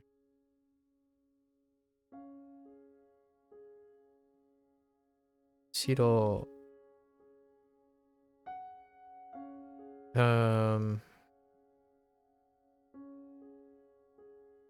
Oh no, wait. Was this Asate or is this Asate? Oh no, this is wait. Oh no.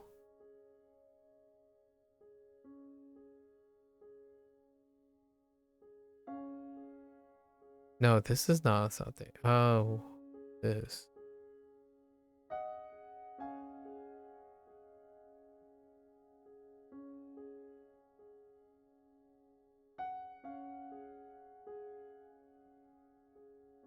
IME, never saving. Not really.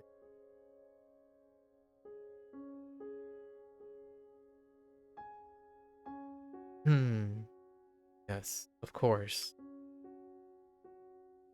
Isho is very terrible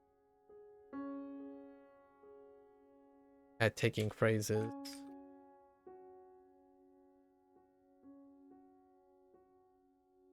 With the in it, ototoi, right? Ototoi, dang it, ototoi, and then asate is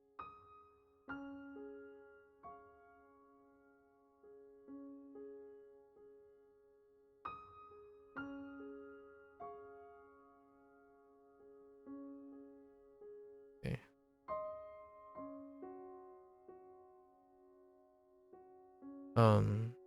Then we have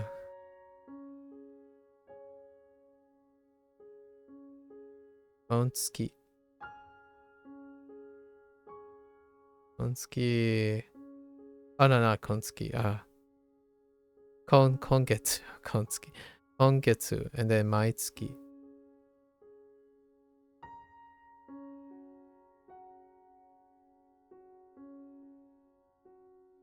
Maitsuki.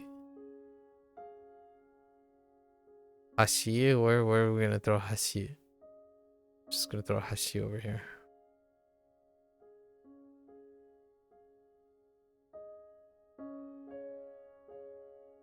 The heck is in the middle of Hashi? Is it? Oh, probably like this.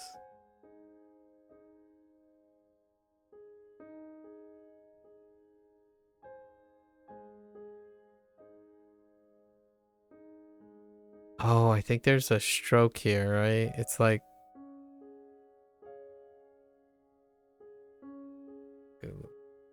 closer. Hashi.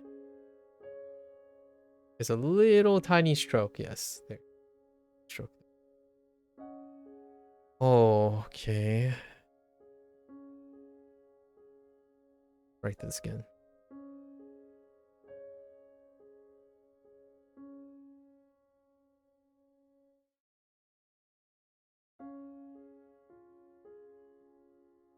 Hashi. Utedoke.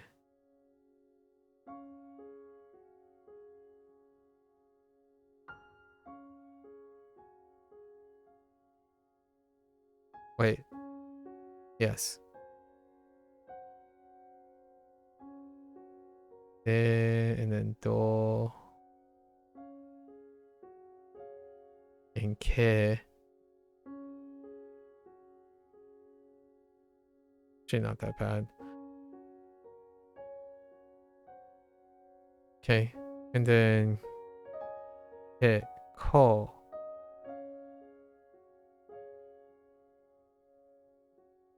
Hit ko. Let's place it here.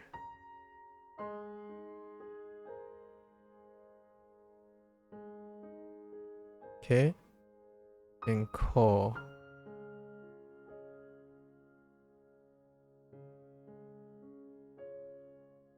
Actually, ko is not too bad.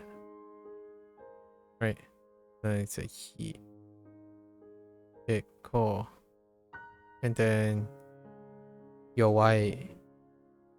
Oh, yowai.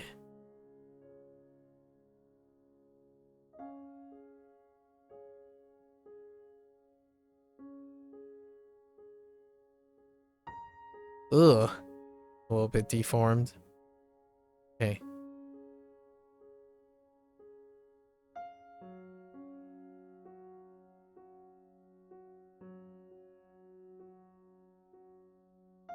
It's okay.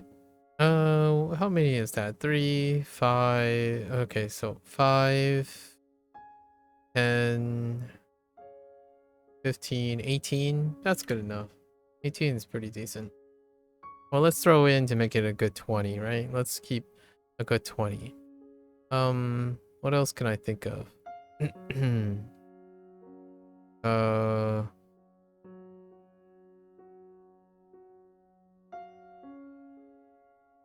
Maybe a pair like Don and Saifu. So Saifu.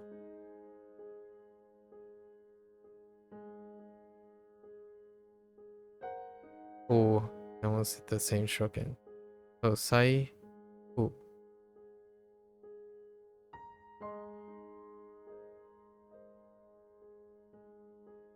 Oh yeah, that is a good one, huh? Wait.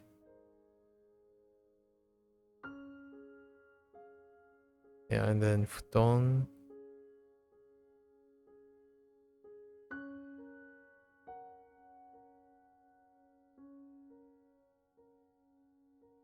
Oh wait.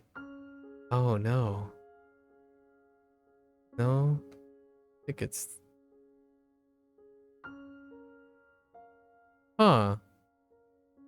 I'm not sure if that stroke order is fine for now. That makes 20. Going with 20.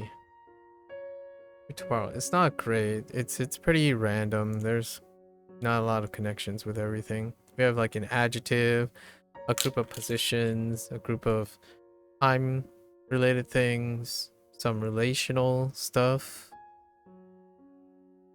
like members, a counter, an adjective, and like random objects, right?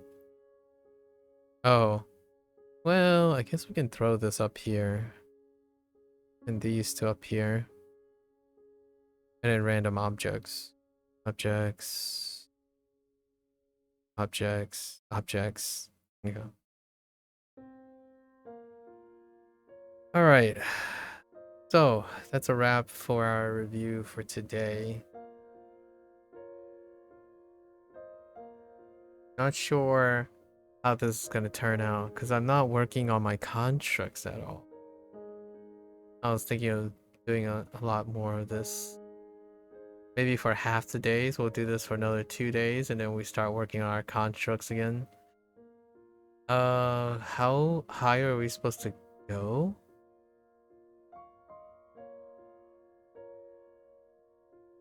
What was our last unit? 78? I think we can get through this stuff. Get a pretty good review of all the patchy things. Yeah.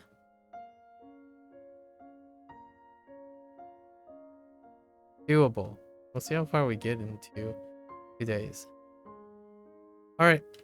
That's a wrap for our Japanese. Thanks for hanging out, folks. If you're gonna watch this later, arigatou gozaimasu. Right. Review is necessary at all parts of time. Now we're getting into the struggles. Definitely notice a lot of patchiness.